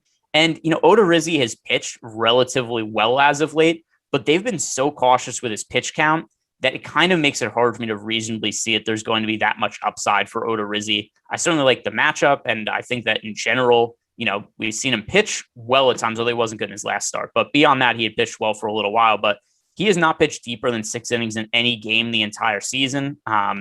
If we had more leniency with the pitch count here, I think I'd get to him. But at his price point, the limited pitch count, not somebody I'm interested in. Yeah, I mean, to me, the pitch count isn't that much of a concern just because, like you said, he pitched poorly. He gave up 4 runs and 3 1/3 in his last start. He only threw 73 pitches, but he threw 103 before that. He threw 91 prior to that. So we had seen them kind of ramp him up a little bit. The biggest issue to me, though, is just, again, there's just so many pitchers in this price range that I think look good that I have trouble getting to Odorizzi compared to them. If you were a little bit cheaper, I'd be more interested, but I would just rather go to, even though he's getting more ownership, like I'd just rather go to like a 12% owned Erod than a 5% owned Odorizzi. I'd rather go to an 11% owned Frankie Montas than a 5% owned Odorizzi. So it's just kind of a tough price point compared to the other options. Yeah, so for me, if I'm going one of the single-digit owned, really cheap pitchers on DK, or I guess Odorizzi isn't even that cheap, but guys in that price range, kind of the mid-tier, I'd really get to Alex Cobb at 1% ownership at 7,900. Yep. So that's kind of the guy I'm picking here. And that's also how I kind of feel like we have to look at a lot of these big slates where it's not necessarily who could have success, because a lot of these guys could have success, and everybody has a certain percentage chance to have success, but we can roster everybody. It's kind of picking out some of our favorite plays in each individual price range. And so to me, if you look at his mid-tier and a low-owned guy, Alex Cobb is the guy who I want to get to, just given the current state of the Twins. Next game here on the slate, the San Francisco Giants, who I keep expecting to drop off, but they never go away. Two comeback wins in a row against Los Angeles Dodgers. Last night's one was certainly a little bit wonky, but today a much easier matchup going up against Chad Kuhl than what they had yesterday against Walker Buehler. And the Giants stack actually did end up having a little bit of success yesterday. It was aided by the umpires, but that aside, Chad Kuhl, I don't think is a particularly good pitcher. And, the San Francisco Giants not really picking up too much ownership today. This is a contrarian spot I kind of like getting to. Yeah, I wish they were getting a little bit less ownership relative to their top stack percentage. Kuhl's done a pretty good job of limiting power this year, but, again, he's not missing bats. This Giants lineup, I'm on the same page as you. I've been surprised by how good they are. I think that they're just a better collection of hitters than most people, including myself, at times realize on paper. But at the same time, I also don't think they're as good an offense as they have been this year. I know Eric pointed out yesterday they have the highest ISO in baseball against right-handed pitching. I would be very surprised if that's the case by the end of the season. This is also a game in San Francisco where it's supposed to be about 60 degrees. So, there should be run suppression there as well. If their ownership goes down, I like getting there because I do like the salaries here.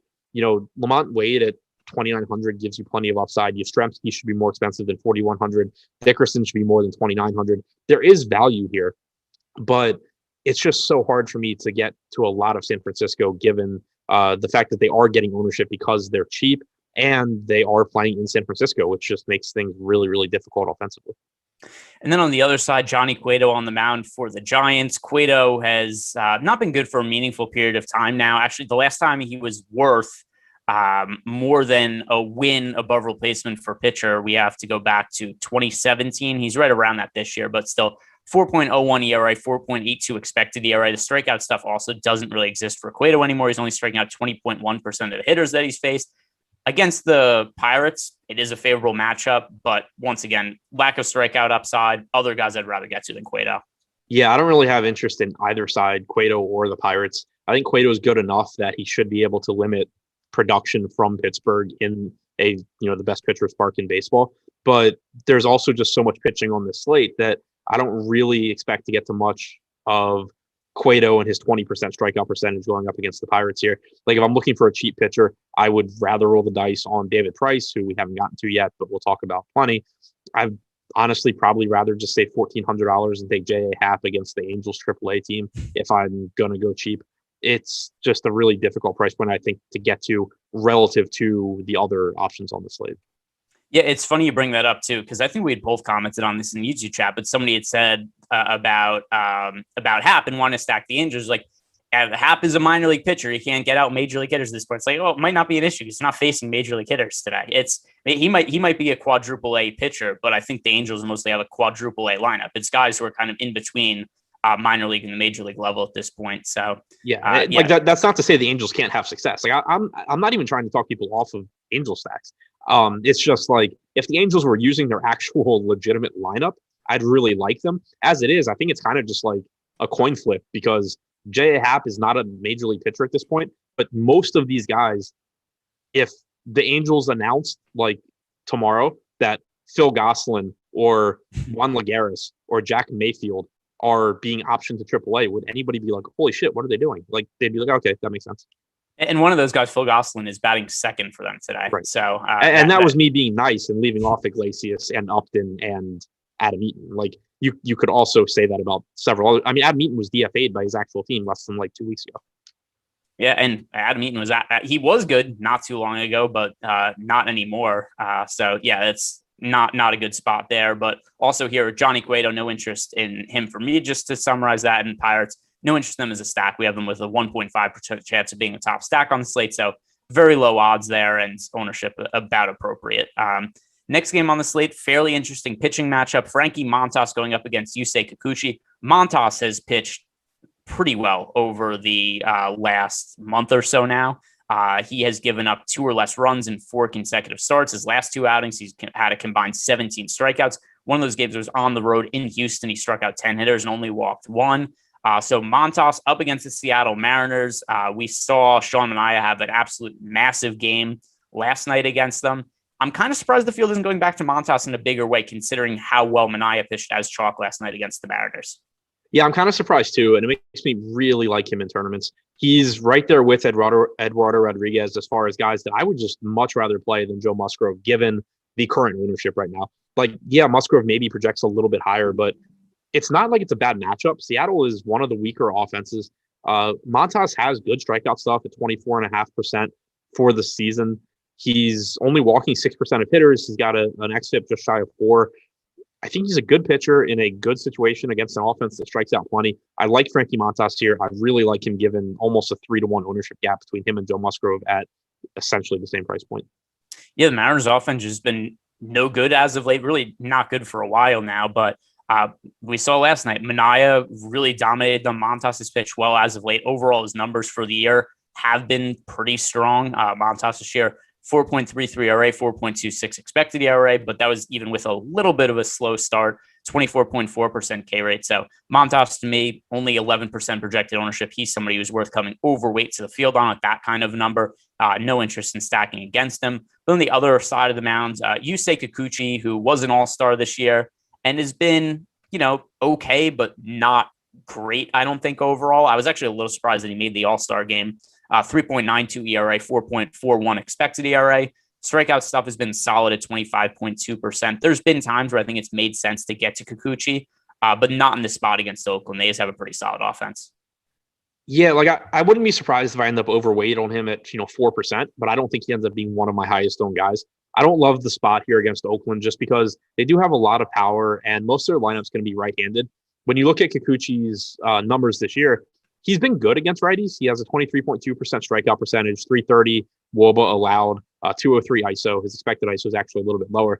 But where he's really pumped up his numbers is with a 33% strikeout percentage against lefties. You're not really going to have any of them in this lineup, most likely, outside of Matt Olson. So I think it projects as a difficult spot for Kikuchi. Pretty cheap, though. 7,800 is a discount off of what you would get based on his actual talent level. So I don't mind getting them if you're playing 150 lineups using Kikuchi as another guy as a pivot away from Joe Musgrove, for example. I think that's fine, but I would definitely rather get more exposure to Montas than Kikuchi between these two. And as a contrarian stack, is Oakland a team that you might be willing to get to? only 0.7% projected ownership as a team today. That is pretty low for the quality of offense Oakland has. Yeah, it's low for the quality of offense. The thing that makes me think I still don't really get there is Kikuchi's not getting ownership, so you're not getting leverage against the field. Kikuchi is also good, and Oakland is extremely, extremely expensive. Matt Olson, $6,300 on DraftKings. Mark Canha, $5,200. Jed Lowry, $5,200. Ramon Laureano, $4,600. Chapman, $4,800. That is just so expensive for this slate. I think it's going to make it tough for me to get there. Maybe if I have money left over, I can see, one-offing one of these guys, just hoping to get a home run off Kikuchi. But I think the low ownership is pretty well deserved given the extremely expensive pricing. Yeah, the pricing is extremely high. What's funny is we've seen some odd pricing on some Angels hitters this year. And also the matchup against Kikuchi is tough enough where the price tags aren't warranted. But I remember there was like a 2-week period where Ramon Laureano was randomly priced over $6K. So I don't know what the DK pricing algorithm sees in the A's, but not a team that, at least from a value perspective, seems like it makes a whole lot of sense. They might be a little bit under-owned, but that's also because people just aren't rostering those really expensive hitters. I think it's hard to reasonably play them. And then on the same side also, if you did want to get to them, like they don't fit with the best pitchers on the slate. So I don't really love that spot overall. But last game on the slate here, we have the Colorado Rockies in Los Angeles take on the Dodgers. David Price is going to be starting for Los Angeles. So we have to start here. How deep are you expecting David Price to be able to work into this game? I'm expecting him to go deep enough to justify a $6,300 salary. He threw 66 pitches against Colorado in Coors on the 18th. He said that he expects his pitch count to increase, and they're working toward a normal starter. 66 pitches, I mean, if you increase that by an amount that is worth mentioning, you expect it to increase, I assume you're getting like 75, 80 pitches here. That can give him, 5 to 6 innings, but it's also just a really good matchup against Colorado. This team sucks, and you're getting them outside of Coors Field. It's a really, really good spot. We don't even have him projected for that much ownership right now, which I think does, in a way, make sense, given that there's 28 pitchers on the slate. A lot of them are very good. A lot of them are completely stretched out with no pitch count concerns. But the one thing the slate is lacking is cheap pitching that you can feel relatively good about. We've already mentioned that we have some interest in Jay Happ just because of the Angels lineup and the fact that he's 6,100. Give me David Price at 6,300, even if he's only throwing 75 pitches against this Colorado team. I think he's got a very good chance to be one of the best point per dollar pitchers and open the door for you to get to some of those more expensive bats you may want to get to.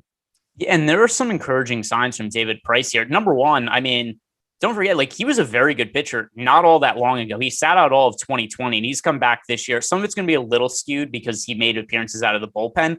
But even so, 93.6 average fastball velocity, throwing as hard as he has since 2017. The numbers for him on the year, 3.12 ERA, 3.6 expected ERA, 3.48 FIP. He was a little disappointing his last season in Boston, but that was relative to all the money they were paying him at the time. It's not like he was a terrible pitcher. He was still a guy who had a 4.28 ERA, 4.23 expected ERA. He had a 28% K rate, and that was also pitching in the American League East and in a favorable hitter's park in Boston. He's finding success here in Los Angeles. We haven't seen him pitch for 2 years, but maybe that's helped him get a little healthier now also. I mean, we see the velocity up, which, like I said, that's going to be partially a product of him pitching out of the bullpen for a lot, but I think it also just helps you take all that time off, rebuild some arm strength, maybe get some rest. So I think there's a pretty good chance that David Price is going to be a quality pitcher down the stretch of the season. And then just to wrap it up on the other side, Chichi Gonzalez is no good as a pitcher whatsoever. The Dodgers are obviously one of the top offense in baseball, but they're also going to be pretty popular today. They're fairly negatively leveraged on FanDuel and DraftKings. How much are you willing to stack them in the spot?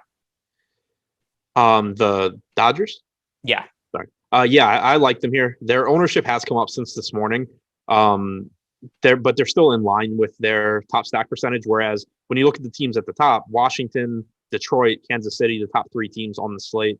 And we just got an update that changed a lot of stuff, but mostly still holds. Now you have the top 3 stacks being Washington, Detroit, Tampa Bay. Tampa Bay going under-owned. I already said earlier I really like them. The Dodgers, though, getting about the ownership they deserve. I think that it's a good spot. Chichi Gonzalez, not a great pitcher by any stretch. The Dodgers, we know, have plenty of power in their lineup. Even if you assume Betts is out, we know Max Muncy is out. He's on the paternity list, but they just keep replacing guys with other hitters that have power, or at the least are pretty inexpensive. Billy McKinney, 2,900, Zach McKinstry, 3,900, Matt Beatty, 2,400 on DraftKings. So you get value filling in as well. I think it's a very good spot for the Dodgers. Chi this year, 158 expected ISO to lefties is actually respectable, but only a 12% strikeout percentage. Against righties, a 302 expected ISO. I really like the Dodgers here. All right, that is going to do it for us today, guys, but don't go anywhere. Also, we've got MLB Live Before Lock coming up next. Please like the video, subscribe to the YouTube channel. Don't go anywhere. MLB Live Before Lock coming up next.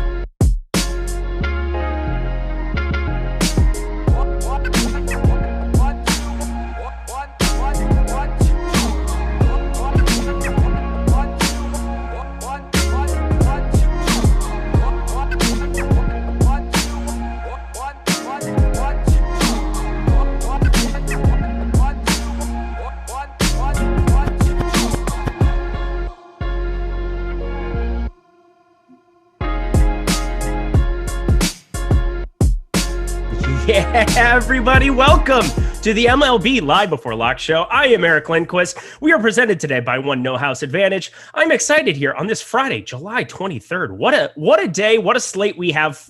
Massive slate in store here for you. Amazing job there by Greg and Adam, kind of giving you the recap of every single game. Hopefully you guys were around for that. If you're just joining us now, hit the like button, hit the subscribe button, hit the notification bell so you know when this and all the other content at Awesemo is going live. But of course, I'm not the one who's going to be giving you all of the goodies and all of the analysis. If you're playing the Eric Lindquist drinking game, say goodies. There it was. So cheers. It's Friday. We're ready to relax a little bit. But our guy who's going to be heading the show here today, one Terry McBride at DigitalB21 on the Twitter sphere. Go follow him there. But Terry, how you doing, my dude? Doing pretty well, bud. It's Friday. It's end of the week. We've got a killer slate on tap. A lot of interesting options to talk about. I'm psyched to get into this one. I'm playing the full slate tonight, regardless of being on the Live Before Lock. So we're rolling the dice a little bit with getting those lineups in. Got a little bit wonky on me yesterday. I felt like I kind of lucked into that the Alzolay play. Like it got ugly real quick, and then it kind of worked its way out. But I was going to say, it was one of those spots where after the Arenado home run, I thought you were just dead in the water, and all of a sudden I was looking at the recap of it.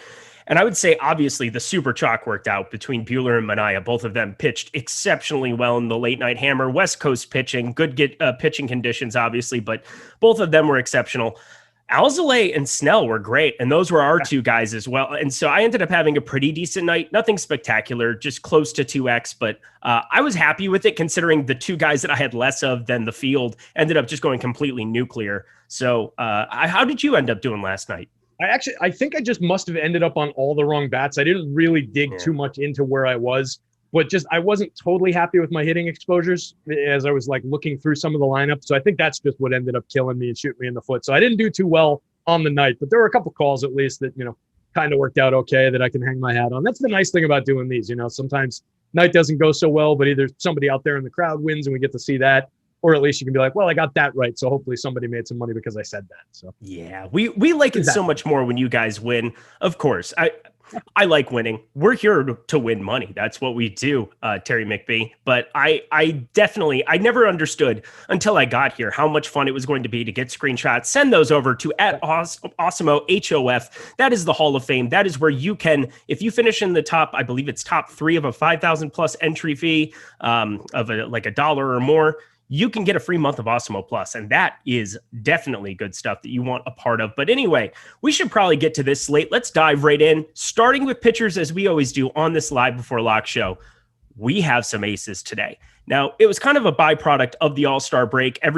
These aces pitched on Saturday, Sunday for the most part. They had like a nice little bit of rest here, but we're finally getting a pitching slate that I really enjoy where there are a lot of different directions to go. Now, maybe not on the cheap end so much, but on the top end, where are you kind of looking and putting your exposures? Yeah, so I think it's interesting, and I think there are some decent options, particularly on FanDuel through like the mid-range, the upper mid-range there, if you want to talk about it. Some of them getting a lot of ownership. I'm thinking of Joe Musgrove at a very cheap price against the very weak Marlins team. But as far as some of the high-price guys, I think Garrett Cole's very interesting against the Red Sox, despite them being the Red Sox. I think he's rounded back into form. The guys on the previous show were talking about it a little bit. We can get into that a little bit. I think Zach Wheeler is a fantastic pitcher, having a great year, going up against a Braves lineup that's kind of similar to the Yankees in that they're a little bit top heavy. Their 1 through 5 is okay, and then they kind of fall off the way they're currently configured with no Ronald Acuna in that lineup. I think Wheeler gives us a pretty good start and an interesting look there. I think Lucas Giolito is interesting, as is Freddie Peralta on the other side of that game. And then I think Erod is interesting. He's kind of in a mid-range price tier. I really like where he landed on the slate going up against my weak Yankees lineup. I think there's a lot of different directions to go. And then there's other mid-range type guys that I didn't even touch on there that I'm sure we'll get to. Yeah, we'll kind of work our way down. On DraftKings for me today, I'm kind of making my stand with Garrett Cole. So I know it's a terrible, terrible position to be facing a hot Red Sox team here. They kind of got through yesterday. Sorry about that, Terry. It was not a very pretty end to that game, but I absolutely love Garrett Cole here in this.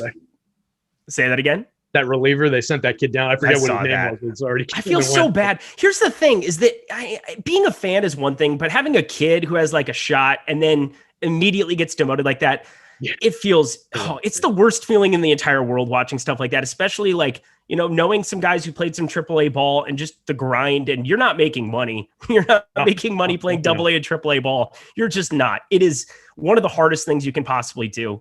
And I just feel for him. So that was a bummer. But either way, we were here to talk about our slate in front of us. And Garrett Cole, I just feel is going underowned compared to the other guys. And it's only $100 difference between him and Freddie Peralta. He's getting 10% less ownership over on DK. I know it's a little bit lesser top two pitcher percentage. It's slowly climbed up. He was at around a 14% top two pitcher percentage this morning. It's climbed up to around 18.2 here right now, 17.6% ownership. I'm happy to be a little bit over the field on that for sure. I think that that's a good way to go. The Musgrove thing is where it starts to get really, really hairy. So you're talking about this mid-range, and I don't think we can really say anything wrong about Freddie Peralta, Zach Wheeler, if you want to go that direction, and Lucas Giolito, of course. I'm not here to try to split hairs between them. For me, I'm playing a little bit of the ownership game on the upper end. If you're doing something differently, let me know. But I think it gets really interesting either at the SP2 spot or if you're trying to find savings. Specifically, how are you handling Joe Musgrove, where he's really mispriced on FanDuel specifically? Yeah, he's been floating in this like weird, even when he was pitching fairly well, I don't remember him up over 10K. He's always been floating in like this high 8s to mid 9s, and then he's been dropping since he's been kind of underperforming in his last handful of starts. They went into it a little bit on the last show. A lot of stuff about, his spin rate has kind of held up, but there are things that are there that seem present that are not working well for him, right? His walks are up a little bit. He's not striking out as many hitters. He's facing, for the most part, as many hitters, throwing for the most part as many pitches, just not getting through innings because he's been less efficient, throwing more pitches to fewer hitters. So it's been concerning. But I mean, if there's a good get-right spot in the league, it's probably up against this Marlins lineup.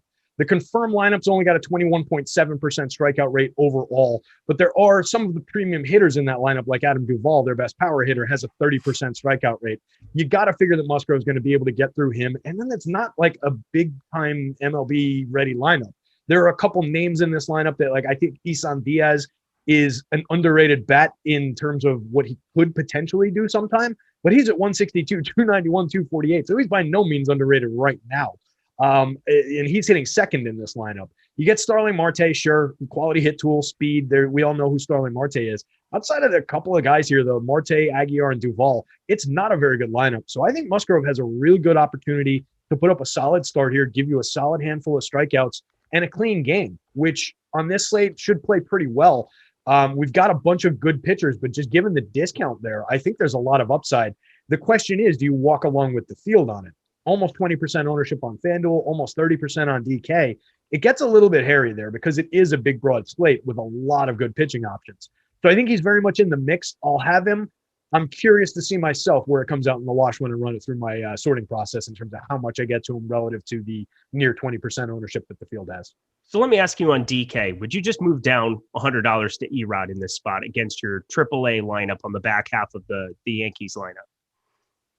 So, yeah, based on the fact that Erod is at about a third of the ownership, let's say, I think that makes it. And he's going under-owned comparatively, it's basically flat. But for me, it's just a question because that's my play right now. It's just going Erod with the guys on the upper end, specifically Garrett Cole. I know you sacrifice the win, but that's a small detail.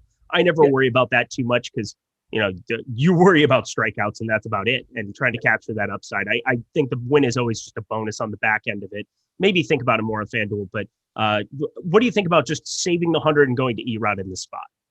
Yeah, I think it makes a ton of sense. He's pitching a lot better than he's looked on the back of the baseball card through most of the season, 95 and a third innings over 18 starts. He has a 3.33 xFIP, which is very good, an 11.4% induced swinging strikes, 27.6% strikeout rate, only a 5.7% walk rate.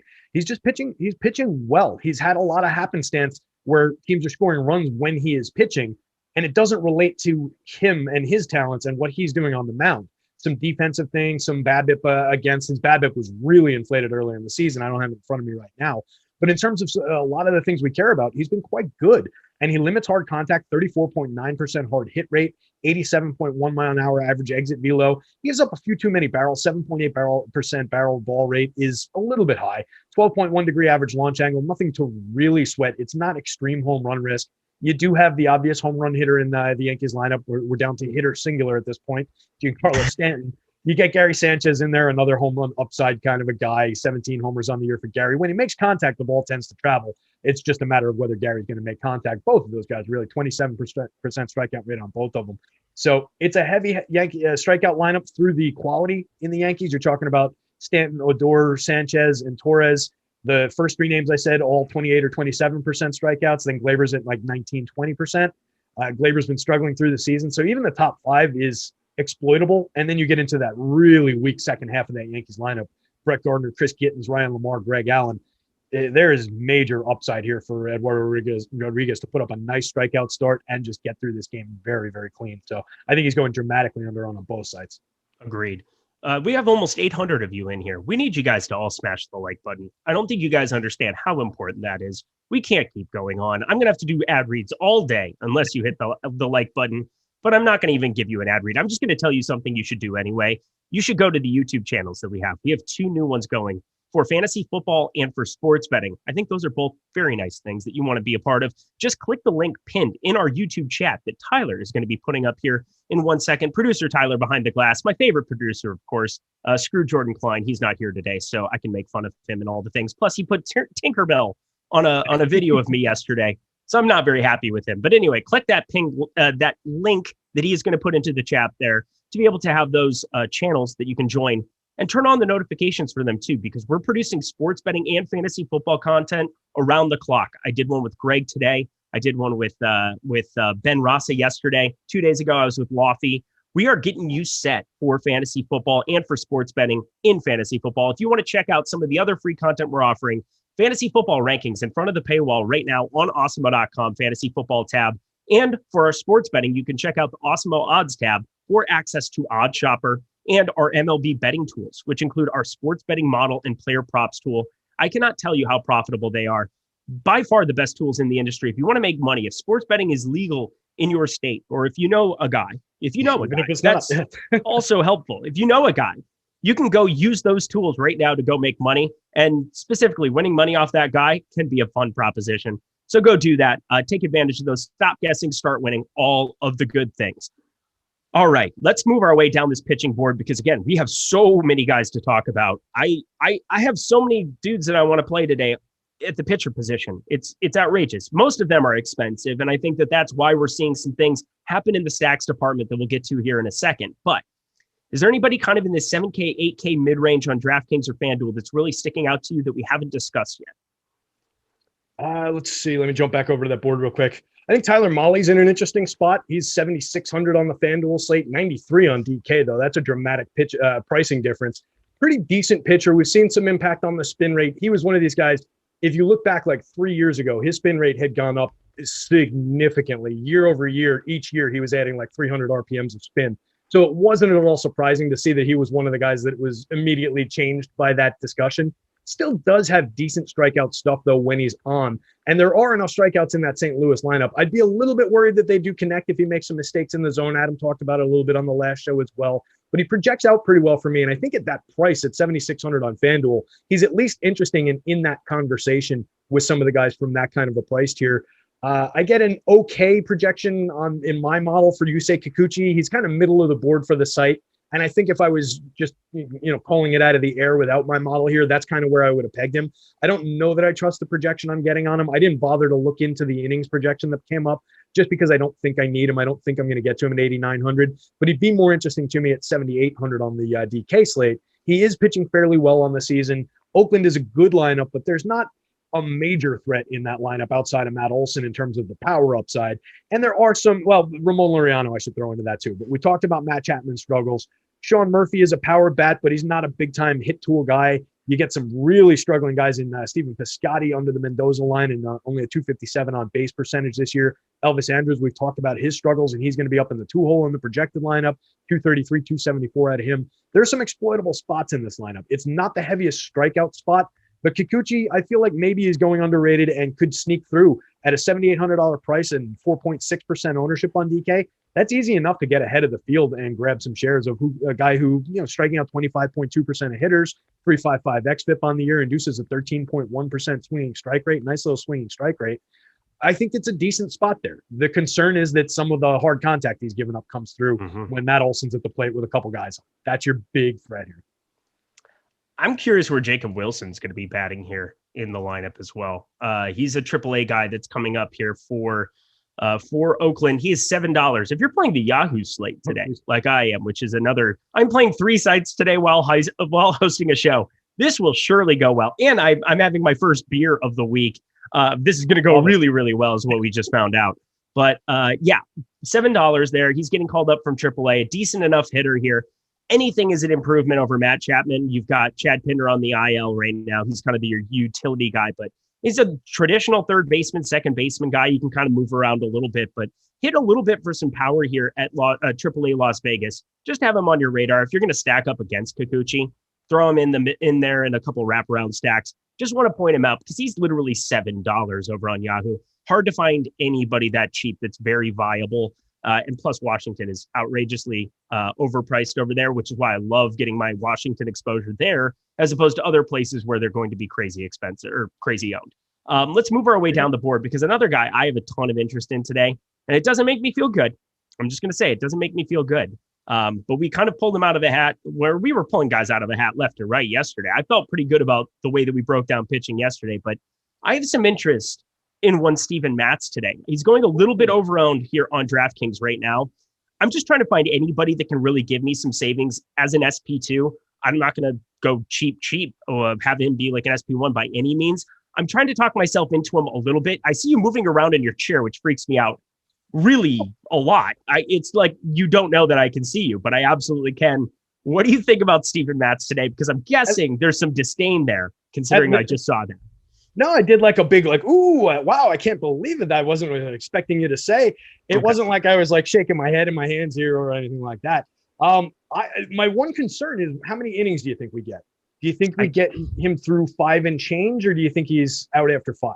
So he's basically a 24% K percentage here on the season. That's middle of the pack. I'm not saying he's going to go nuts here, but what else is in kind of this 6K range do you really want to do other than David Price? So we went 68. So it was on the 6th, the 18th here. He had 111 pitches on June 12th.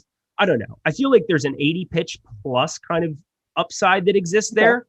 I just think it's a little bit higher than what the field does here. He's coming in with some ownership. I mean, it's not like he's coming in under-owned here whatsoever, but if you're trying to make the salaries work, I don't mind targeting the Mets. It feels like a team that, they can definitely bite you here, but I'm always more afraid of righties facing them just because between Nimmo, Conforto, Dominic Smith, most of the power outside of Peter Alonso come from the left side. So that's kind of my thinking with it is Steven Matz can maybe just kind of get by. The Mets only have a 4.6 implied total. The wind's blowing in a little bit, decent enough hitting. I don't know. I'm just trying to find anything in this range that I can possibly cling on to, and I think I can get by with him. What do you think? So the reason I made the big face and everything was because he's projecting really, really well in my model. He's pulling more innings than I actually expect him to pitch, though. That's the problem. I haven't adjusted it because I took him down to a degree where it won't hurt me if I do get to him in my filtering process when I did my crunches. So I haven't really changed anything. If I were to change it, I can actually probably do that pretty quickly. Let me see if I just cut him to 5 innings, if it's like a playable projection, because he came up over 6. I would never think about playing him on FanDuel in a million years. I just want to put that out there. Not a FanDuel play. This is an SP2. I need to find a dude that I can fill in to make some of these other stacks that I really want to go to that aren't just the cheap stacks. We're seeing this was the slate that we were kind of waiting for, where all these really big boppers are going to go very, very under-owned.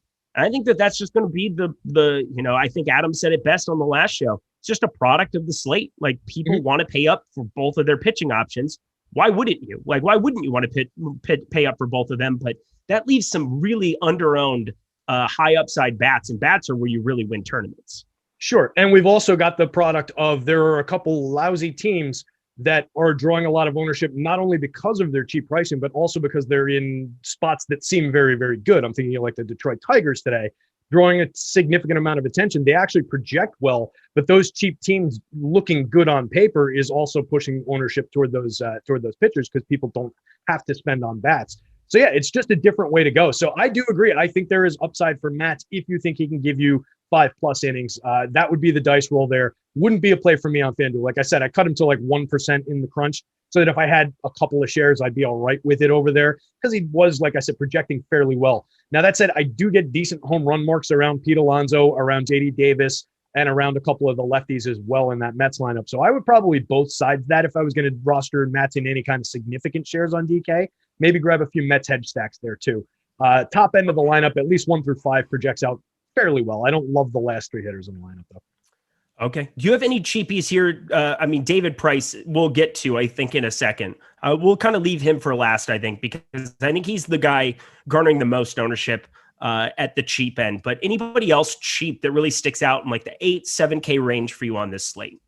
I'm thinking of a right-handed pitcher facing a team that recently lost a future Hall of Famer. I'm going to kill you. I'm going to end your life in a nice way. In a nice way. And it's going to be like a lovingly poetic, like V for Vengeance, like V for Vendetta kind of a thing where we kind of like, we dress up in masks and we make it very beautiful with like an explosion. And you beat me to death with your Tinkerbell wings? Yeah. Seriously, why do you do this to me? I got Tinkerbelled yesterday, okay? Okay, go ahead. Make the case. So, yeah, make the case for one Josh Fleming. Go ahead. Good luck. Mr. Alex Cobb, I believe. Okay, I was kidding. Yeah, good spot here. Yes, not Mr. Josh Fleming. Unfortunately, we don't want to. I thought you were saying for the Rays, but it's whatever. Oh no. Seeing him in the lineup today too is like the worst feeling of my life. I can remember like breakups going better than what I experienced yesterday. Yeah, that was like you got broken up with on the air almost. That was the look that you had. Yeah. So anyway, we're talking about the Minnesota Twins. We're talking about their loss of Nelson Cruz and the fact that they've got a pretty heavy strikeout lineup going up against Alex Cobb, who is, he's not a name brand guy. He's a guy a couple of years ago when he was struggling, I targeted against a few times because he had a stretch where he's given up way too many home runs in his career. But he's been pitching really well this year. 3.19 xFIP on the season, 26.2% strikeout rate, over 72 2/3. He allows a 3.6% barrel ball rate. That's fantastic. 88.9 mile an hour average exit velo is decent. 38.6% hard hit percentage. Only a 1.5 degree average launch angle. So guys really struggle to elevate the ball. The thing that the Twins do fairly well on offense when they're going right is hit home runs, but he just sufficiently caps them to the degree where they're just not projecting well at all. And I think there's so many strikeouts. The average strikeout rate in this lineup, in the confirmed Twins lineup, 27.3% on the season. Several of their big sluggers, well over 30%. Brent Rooker in the lineup, he's at 43.3%. It's only over 30 plate appearances, so it's a bit unfair to criticize, but there are some really significant swing and miss spots here. Cobb's going for 8,700 on the FanDuel slate and 7,900 on the DK slate, and he's under 2% ownership on both. I like that spot. I think that is a sneaky good upside spot. So I'd be looking to him at 7,900 as an SP2 on DK, and I'll definitely have some shares at 8,700 on the FanDuel slate.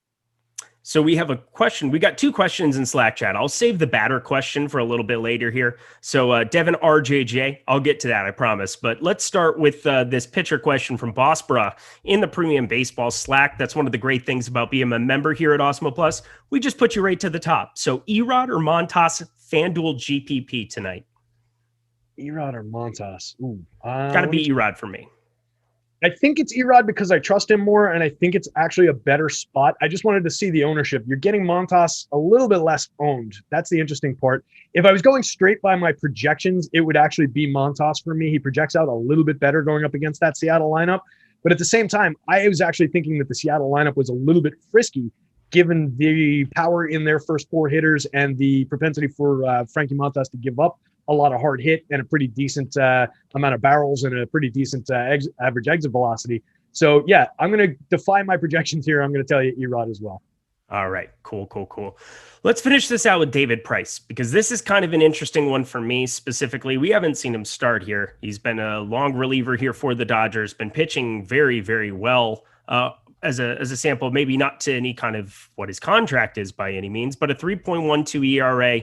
The 1.56 whip is a little concerning, but I'm fine with taking some shots on David Price. I don't want to get crazy. 6,300. I know that he can give you some of the savings, get you a little bit more on some of these other stacks, but I'm a little apprehensive to go nuts with him. What are you doing with David Price to round out pitching? Not at all playing him on the blue side. I don't think he's really over there. Your blue side, of course. Right. But for 6,300, I think he's at least worth consideration just because he's going up against a Rockies team that is so bad. The one thing they're not that bad at is limiting strikeouts against lefties, though. 21.3% strikeout rate for the team on the season for the active roster. Excuse me. 165 collective ISO is like right in the middle of the league. They're 10% worse than average creating runs by WRC plus collectively, a below average 3.25% home run rate against lefties. So I think they're targetable here, but it might just clip enough of the strikeout upside for a guy that I don't know that will get a significant amount of innings. If he was a little bit under that 6,300 price tag, one of those like super discounted, like if he was a Chi-Chi's price across the other side of this game at 5,300, I think it would just add a little bit more to the appeal, where I think maybe their ability to limit the strikeouts a little bit just takes enough off the top where maybe it's not quite as interesting as it seems. It's a very good spot in terms of being able to get through clean, not give up runs.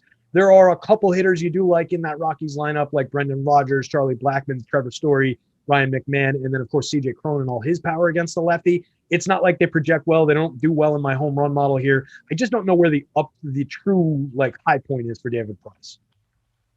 I definitely agree as well. So you were spot on with that here. Oh God, we're having some fun in chat today again. We're having fun. This is fun. Okay.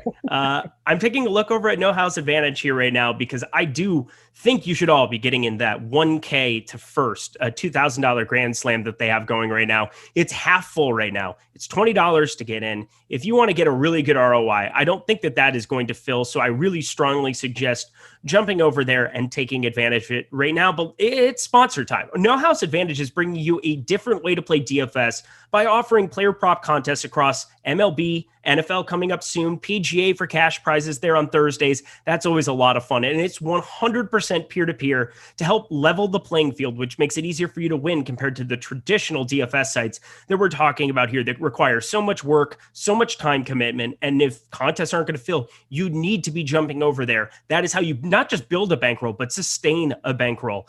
No House Advantage offers over 500 player props, making it the largest provider in the industry. And the best part is all new users right now get a $20 instant match deposit bonus when you use the promo code Awesemo. NHA has the mass entry capabilities, just like other sites, and big prize pools, just like the other DFS sites you're accustomed to. So beat your friends, not the house. Download in the App Store and win big with player props today.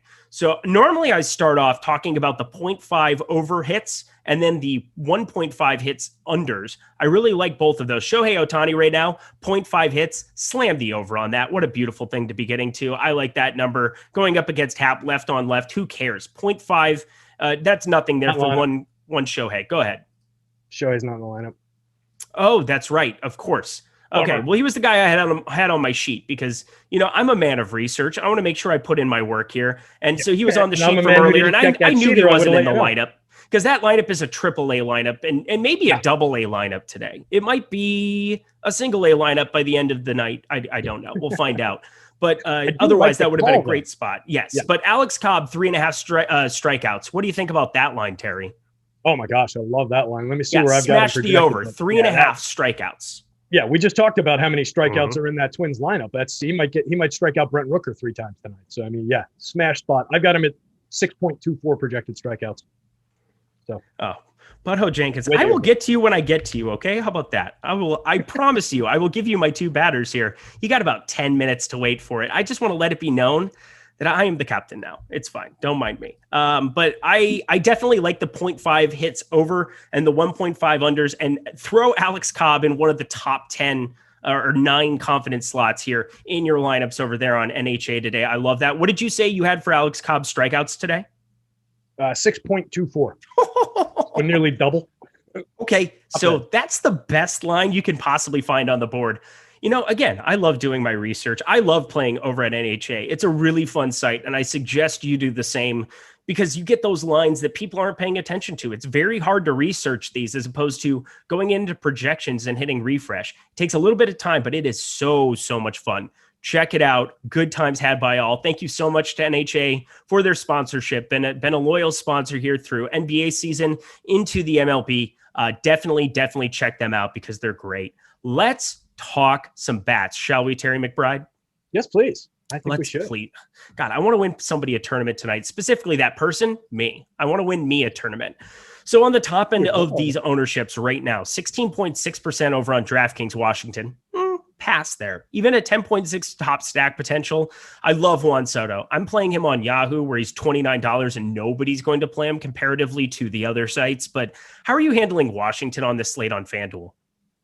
I'm getting to a little bit of them, but I'll be under the field, I think. It's because most of the ownership is going to basically the two hitters that I really want in the lineup, which is Trey Turner and Juan Soto, both over 25% in my last update. And then the other two guys that I primarily would want after them would be Josh Bell and Ryan Zimmerman, who follow them on the board in terms of popularity. So once you start to stretch out, now that this lineup doesn't have the professional hitters that they had in the beginning of the season, guys like Starlin Castro toward the back end, I don't like the back end of this lineup quite as much. Josh Harrison's fine, but Gerardo Parra is kind of a big step down. Tres Barrera, I don't really honestly know all that much about him, except that he's at 323, 364, 548 over 33 plate appearances.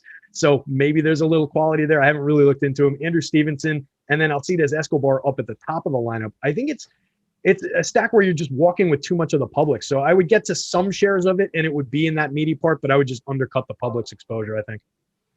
All right. Yeah, that's the way that I'm treating them as well. There are 28 teams playing baseball today. If this is a Padres situation like we had last Friday, not to jinx ourselves leading into it, but if Washington goes off, so be it, whatever. I'm fine with it. The team that I really don't want to go off today, like I would be very upset, and you can go ahead and troll me on Twitter or whatever else. I'm going to have just 0 Detroit Tigers today. I refuse to play them at 10% ownership. I just refuse when there are 27 other teams that I have to choose from and Detroit ends up at the top of the board. I just can't do it on DraftKings today. 8% top stack potential, which is shocking to see them with the second highest top stack potential, 9.8% ownership share. But look at this lineup. Like, I don't care in any spot whatsoever the entire season. I don't trust Detroit to be the team that's going to, in a one-game sample size, be the ones, even with a 5.1 implied total. I get the wind is blowing out in Kauffman Stadium. I get it's 90 degrees with 55% humidity. I get that it's Chris Bubic, but I refuse to do it. What are you doing with the Tigers? Yeah, I'm very much with you on all of that. They're in a spot where they do project well for offense, right? Some of these guys, Jonathan Scope and Eric Haas, have decent home run marks in my home run model. But the field is going to be there just way too much, and they're not a good baseball team. We know that this is a bad team. So with basically the entire league in play, why the hell do we want to put all of our eggs in the basket of one of the worst teams in the league, regardless of who they're going up against with when everybody else is doing? If they were completely unowned in this spot, I'd be like, hell yeah, fire it up, load up on the Tigers, because they do look good against Chris Bubic, who is struggling with a lot of the contact metrics that we talked about. 44.1% hard hit rate on the season, 10.2% barrel ball rate, walks 12% of hitters, only strikes out 19.3. He is super targetable, no doubt about it. But that could just result in the Tigers scoring 6 runs when against somebody else they might have scored 3 and not doing anything particularly exciting for DFS. And then you're dead in the water with half the field. So I just don't need to be there. I think the other side of this game, especially on DraftKings where they're not as highly owned as they are on FanDuel, I think the Royals are somewhat interesting here. Going up against Willie Peralta. Yeah, and I wrote about them today for that reason. I started off the intro paragraph talking about both teams and then transitioned into saying exactly like I did there. I think the other side of this game is the more interesting spot. Yeah, okay, the Tigers have won 5 in a row. I do not care, or whatever. We're not using those games for scoring tonight. We are not. We do not apply their runs that they scored in those games to tonight. And in a one-game sample size with this ownership, for me, it's really just a Washington-Detroit fade. You're taking 20% of the entire field out of player. What is that? 30% nearly in ownership, but 20% top stack potential. Give me some other sides of it. Now, I'm not going to lie. I'm going to have some Eric Haas in my life. I refuse to not have a catcher who's eligible there at 4,500 to at least be in my pool who has that much power. But outside of him, I just don't want to play this Detroit team. So I'm glad that you're on board with me there from a stack perspective as well. Let's start talking about some of the guys that we might have. So you said a little bit of Washington. We're both no on Detroit. Moving our way down the top stacks, you can start getting into this Kansas City, Los Angeles Dodgers, Cincinnati range here, all around 6-7% here for a top stack percentage. Is there one you're riding with a little bit more than the other? So I'll be getting to some Kansas City, it looks like here. I'm just looking through my sword here. Yeah, so I think they're definitely interesting. Willie Peralta on the other side of that game profiles similarly to the things I was saying about Chris Bubic in terms of the The hard hit percentage, 42.6% hard hit, 90.8 mile an hour average exit velo. He only strikes out 16% of hitters over 6 starts, 33 innings, walks too many. So he's a targetable pitcher as well here, I think. The Royals profile pretty well for power in my home run model, and I think they string together nice, at least at the top end of the lineup. And then you get Jared Dyson at the bottom of the lineup instead of Michael A. Taylor, which is an improvement, even though Dyson is not that good himself. Taylor's just been really bad. And then I think Nicky Lopez is an interesting play as a wraparound. So you could go like 8, 9, 1, 2, 3. You could use the bottom of the lineup in conjunction with the top end and get interesting. You have Jorge Soler has struggled so much through this season, but we know there's a tremendous amount of power in that bat. So I wouldn't leave him out. He's hitting 5th in this lineup. A guy like Hunter Dozier, similar, struggling like crazy, but we know he's got a lot of power. So they're just interesting to me. And they're not getting that highly owned. Sal Pera is soaking up most of the DK ownership. I do think it's interesting that over 30% of your catcher ownership on DK is coming from this game, which is kind of fun. If you just leave those catchers out, they're 2 of the highest end catchers and 2 of the guys most likely to hit a home run at the position. But if you left them out, you'd be getting away from a lot of the DK catcher ownership, which is kind of interesting. All right. Keep going. I was just going to jump into some of the other teams that are coming up a lot for me. So Tampa Bay's coming up a decent amount, getting to a good amount of Oakland, getting some Toronto in here. I'm actually getting both sides of the Yankees-Red Sox game, believe it or not, despite getting a fair amount of Garrett Cole and Erod in here. So that's coming up really interesting for me. I'm not really sure why that's doing that, particularly on the Yankees side. I imagine it's just being floated up by some of the guys at the top. Giancarlo Stanton probably has too big of a projection here. So that's what I'm going to look at as we talk this through. But I thought that was interesting at least. I do too. For me, I don't have a whole lot of exposure to that game. I think maybe I should have a little bit more. Seeing a 4.5 implied total going up against Garrett Cole, who I do like on that side, I'm going to add a couple stacks here as I'm kind of going through my exposures here. Again, 3 sites. What a great decision to make while you're hosting a live before lock show. But again, I prioritize all of you above myself, even though I feel like I have the nuts today. I have no idea who I'm even rostering here at the moment, but we're talking through it a little bit here. I do like what you were saying there. I'm going to add a couple Boston Red Sox stacks just as leverage against myself, because that's a lot of fun to do. Moving our way down. Talk about that a lot, right? Oh, yeah, absolutely. You should absolutely be playing both sides of it in certain spots. And I think what was the game that Adam was referring to was St. Louis and Cincinnati, where he's like, I just want to play all the dudes. I want Tyler Mahle. I want Cardinals bats and Reds bats. I don't want Wade LeBlanc, but I think that's kind of a perfect explanation of what you're trying to do. You're trying to cast a net in the direction where you can bank with the 1 or 2 lineups. It's so top heavy in these tournaments. It's ridiculous. You want to try to cast the net that is most capable of winning. And sometimes that's going against your leans on certain pitchers, because it's just the ownership points you in that direction. And I think with Boston, you're not going to see any ownership because they're facing the Yankees. It's only 69 degrees in Boston. So add them to your pool as a point of leverage here in this spot, because again, if Vegas thinks 4.5 implied runs is appropriate there, you should probably be having a little bit more exposure than like 2% or 1% or whatever the number ends up being on them here. Moving our way down, Houston, I'm always over the field on. I feel like just because of the amount of power that exists in that lineup as a whole, it's just a team that can do damage in any singular matchup, and going up against Colby Allard, that's not going to scare me off whatsoever in this spot. Totally on the season, 427 X slugging, kind of limits hard contact here in times, but when he does give up the contact, it's going in the air, 15.3 degree launch angle, doesn't really walk dudes either. So the ball is going to get put in play. Sign me up with all these Houston bats in this spot. Yeah, I think it's an interesting spot, and one that I know they talked about it a little bit on the last show, but it hasn't really been on my radar through the day, and it doesn't seem like it's on the public's radar all that much, at least not on DK. All these guys actually under 10% owned. So yeah, sign me up. Anytime we can get to one of the best lineups in baseball, and I was going to say that about the Red Sox a minute ago, if they're under owned and the entire team is under 10% owned, I almost don't care who they're going up against. I will grab some shares. Like I'm grabbing Red Sox shares against Garrett Cole. So damn sure going to grab some Astros shares against Colby Allard, who is no Garrett Cole. The Astros are the best team in baseball against left-handed pitching in terms of their overall active roster at limiting strikeouts against lefties. They've got a WRC plus that's 18% above average. That's second after the first place tie between the White Sox and Nationals against lefties. This is a terrific lineup filled with professional hitters. So sign me up. Absolutely can roster him against Allard here.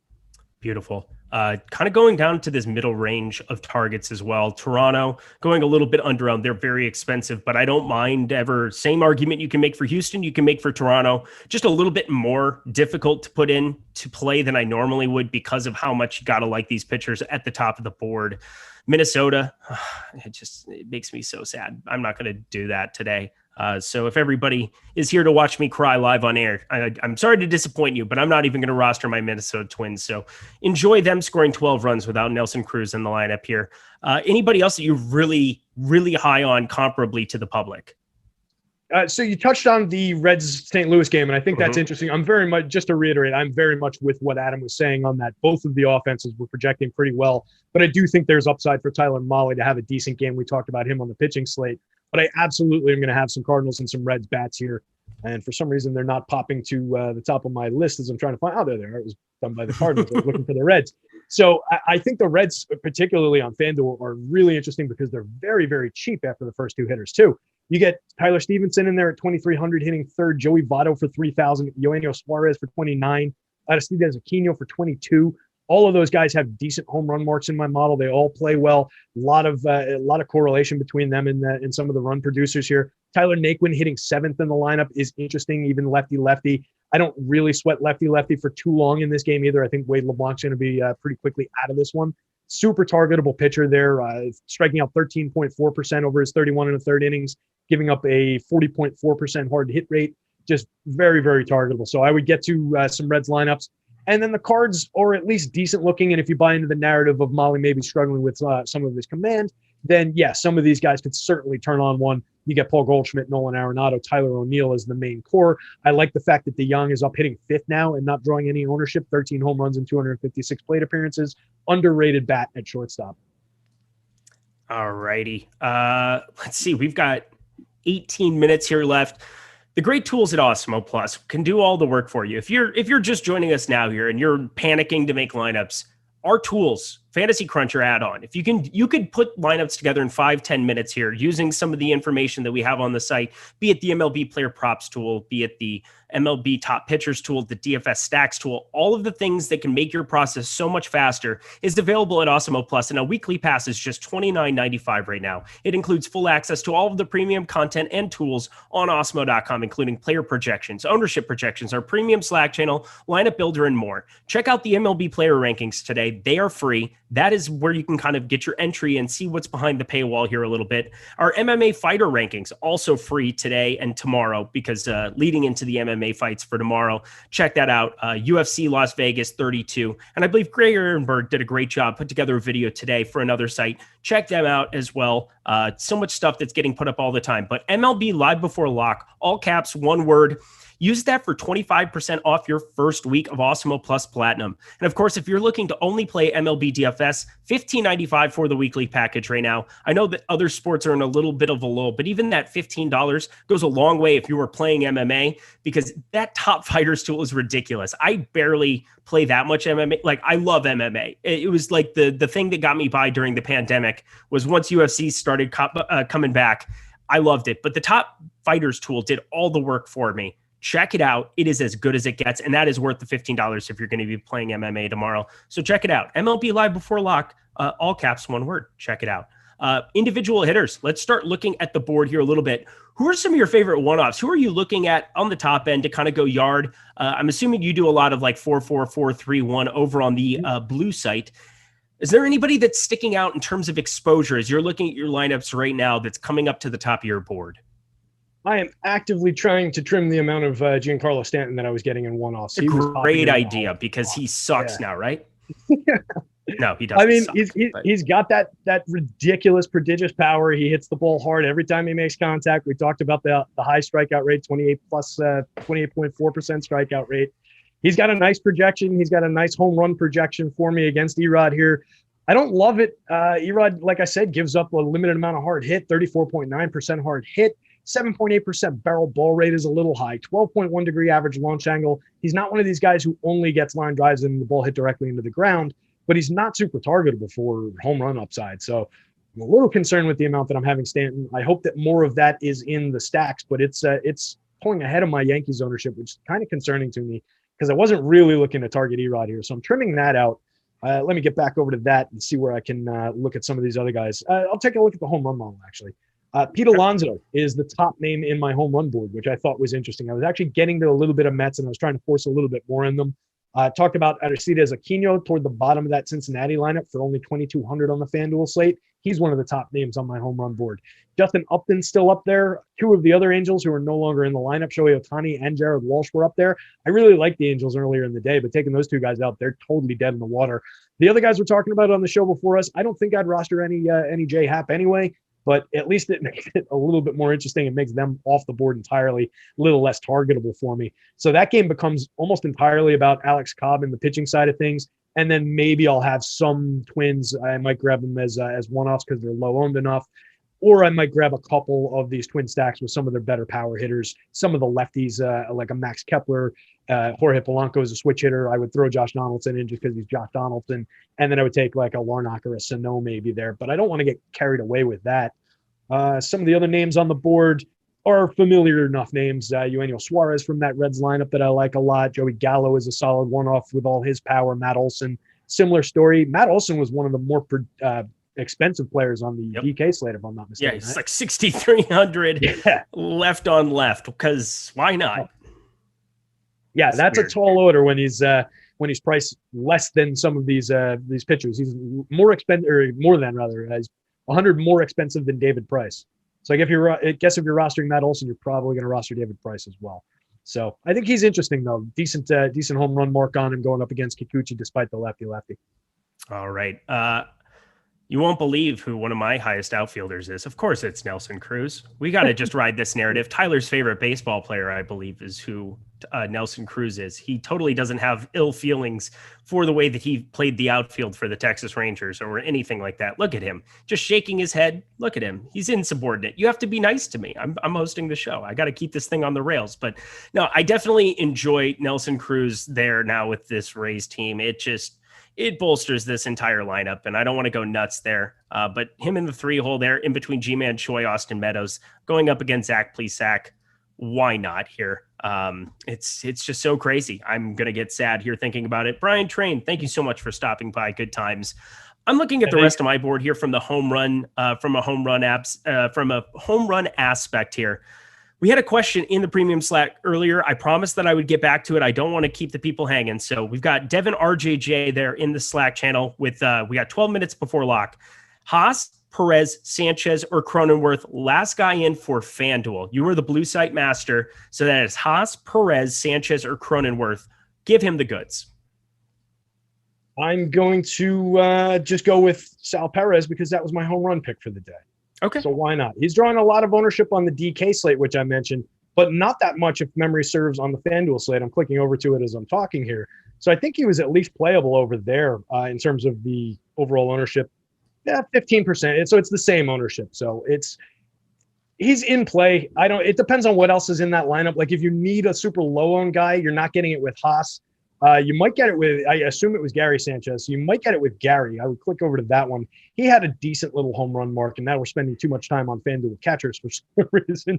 But if you want to go low owned, Gary's your man. He's going on the FanDuel slate under 2% ownership. He's got a comparable home run mark going up against Erod, who I do think is a better pitcher than the guys in that other game face. So it depends on what else is in there. If you need a guy who's not going to be that popular, go to Gary. If you're fine with rostering like 15% ownership, I would go to Sal, but Haas is also all right. Is there any other batter that's really kind of sneaking through the cracks a little bit here that you think is going a little bit underrepresented compared to the field?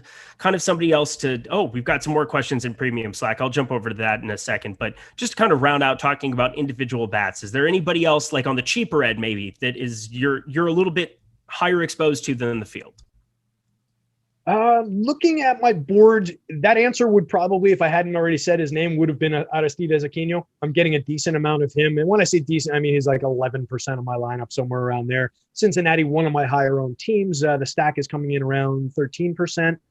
Tampa is my highest owned stack at 16% right now. I'm getting a good amount of Brandon Lau at the top of that lineup, but I assume that he's pretty highly owned on both sites. I'm not looking at the team ownership. I'm looking at my spread here.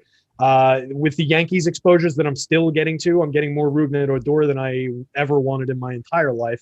on this slate. So he'll be in there. Gary will be in there. So some of the obvious names from the top end of the Yankees lineup, the ownership will hit a dead point after Gleyber Torres, who, right there. I expect that not many of them will be owned after that. And then it's largely just guys that are caught up in the stacks from the teams we talked about. I tend to run a lot of just 4-4, 4-3-1 and stop there on slates of this size because I think we want to be capturing full stack upside. So I'm not running like a lot of like 3-3-2s or like 4-0s or things like that. I'm really just focused on stacks and then on where my pitching distributions fall. So we have a question from Swanson79. Can Angel stacks be okay as contrarian with a few shares today? No sites specifically, but I have a little bit. I was kind of bashing them as a AA organization here today, but it's kind of true with no Ohtani. It is J-Hap. It's a great hitting environment there at Target Field. Right now, 87 degrees, 65% humidity. How many Angels do you have today? I can answer let me answer the baseball question first. I do think that there is the potential that they could be viable. It's certainly a very contrarian approach. But you hate you're them. Talking about I have them in, it looked like 1.5% of my lineup, somewhere around there. It was 1 and change percent, so only a few shares. You're talking about going up against J-Hap, who we've documented his struggles throughout the season. 17.9% strikeout rate, over 89 in the third innings, 12.2% barrel ball rate, 17.3 degree average launch angle, walk 6.6% of hitters, 5.21 xFIP, 42.9% hard hit rate. He is super targetable.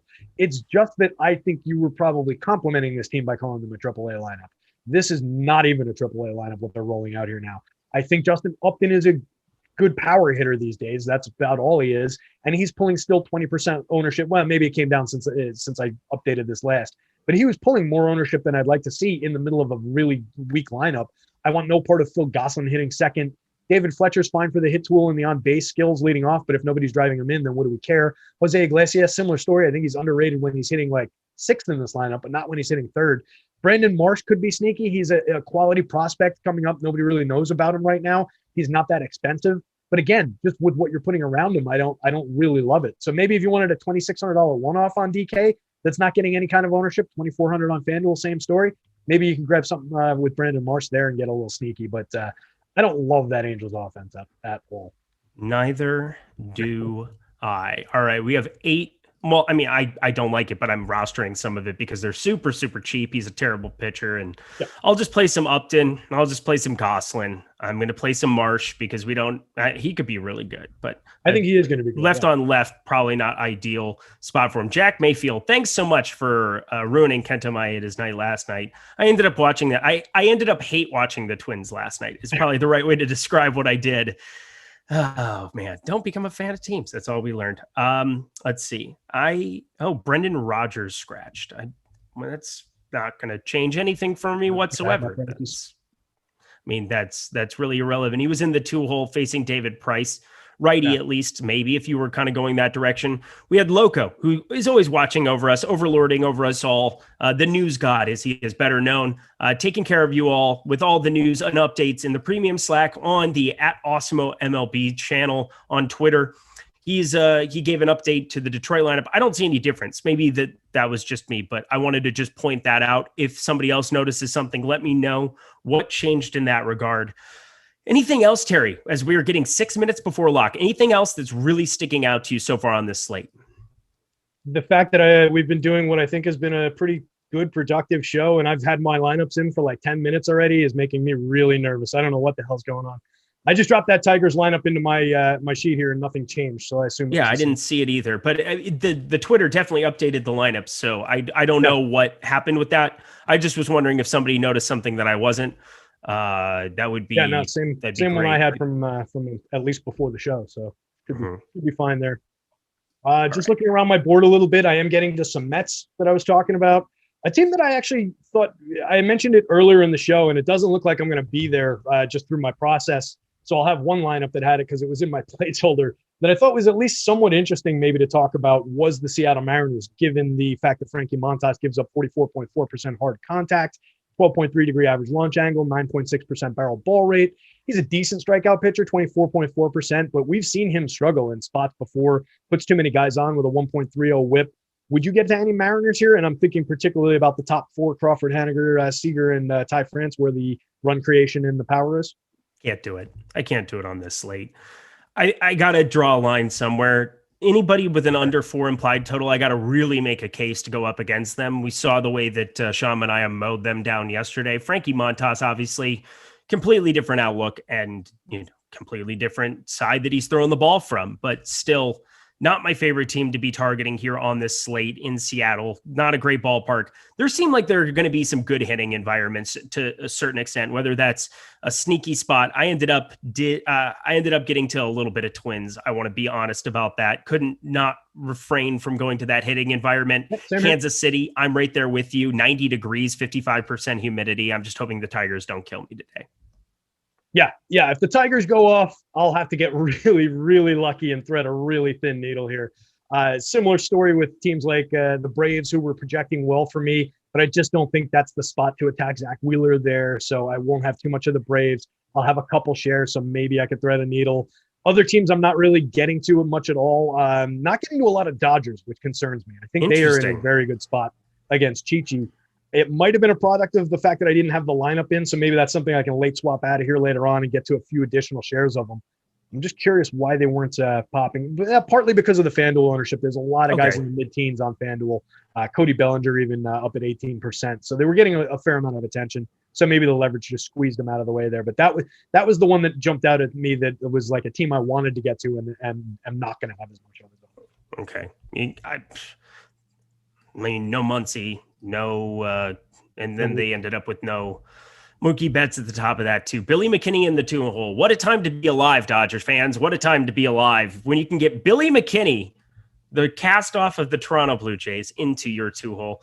That's not a great sign of things to come here towards the end of this NL West divisional race, but whatever. They've got the best pitching staff. They've got the best overall players. They just need a said overall players to get healthy for sure. 3 minutes to go, Terry. Get your lineups in. You finish this all out. Make sure everybody's also following that at Fantasy Football on Twitter. Make sure you're following that also. If Tyler wants to put that in chat one more time here on the way out, as everybody's going in, as a thank you gift, hit the like button, hit the subscribe button, hit the notification bell as well, so you know when this and all the other content here at Awesemo is going live. Just kind of wrapping everything up here. No House Advantage, definitely get in there too. A little bit of overlay to be had. So take advantage of that as well. $20 first instant match deposit bonus when you use the promo code Awesemo. I suggest taking advantage of that as well. I'm kind of finishing up my lineups here, Terry. Anything that really sticks out to you as you're getting your final runs going? It looked like we just had a note pop up in premium Slack from Jets World saying, hey, good luck tonight. No real question. Rolling with Giolito and Musgrove in the 888 tournament. I assume on FanDuel might be DK. No real issues with that pitching every time. Right? That's definitely a big bulls kind of a tournament to dive into for sure. But no issues with that pitching selection in that tournament, right? Giolito and Musgrove, 2 premium options on this slate. Yeah, I like that a lot. I always feel like whenever he asks about the 888, I'm like, don't put that evil on me, Ricky Bobby. Don't put that evil on me, because it's like I don't want to tell somebody what to do with 888. Well, actually, that's exactly what we do, is tell people what to do with that money. But I digress. Crush it, my dude. I hope you absolutely win that thing. Go get it done. Go get it done. Go get it done. Anything else that's really sticking out to you as we finish out here? We've got 1 minute. Get those lineups in, everybody. I'm just fading this first section of games, and I'll get the lineups in afterwards over on FanDuel. Yeah, I think that's workable. Mine were in, but I don't know. I'm concerned about this Dodgers share. That's really starting to bug me. I might end up diving in here and adding some more Dodgers, and then maybe some of my potentially sneaky top 4 of the Mariners lineup there. I don't love it. Were you getting any Orioles? The Orioles were one we didn't talk about at all going up against Pat Corbin. I thought that was an interesting spot, but I only came up with about 5% of their stack. Well, considering that they are in the first game of the slate, probably not going to be getting to a whole lot of them here today, Terry McBride. I'm not even going to lie to you. So that's just kind of what it is. That's a product of my slate, if I should say here. Everybody, Loco in the chat there, thank you so much for keeping us apprised of everything. Terry McBride, thank you so much for your time, your patience, and for all your analysis. You are one of the sharpest dudes in the industry. Absolutely love it. Tyler, thank you so much for all you do behind the camera. Crushed it, absolutely. And No House Advantage, thank you so much for sponsoring the deep dive and the live before lock here. It's been a fantastic run here of 2 hours. Hope everybody enjoyed it. If you did, hit that like button on the way out. No shows the rest of the day, but tomorrow, picking right back up with the MLB Strategy Show. We'll have MMA shows. We have everything covering for you all the time for all the DFS action over here at Awesemo. I'm Eric Lindquist. He's Terry McBride. Best of luck tonight. Get those screenshots going.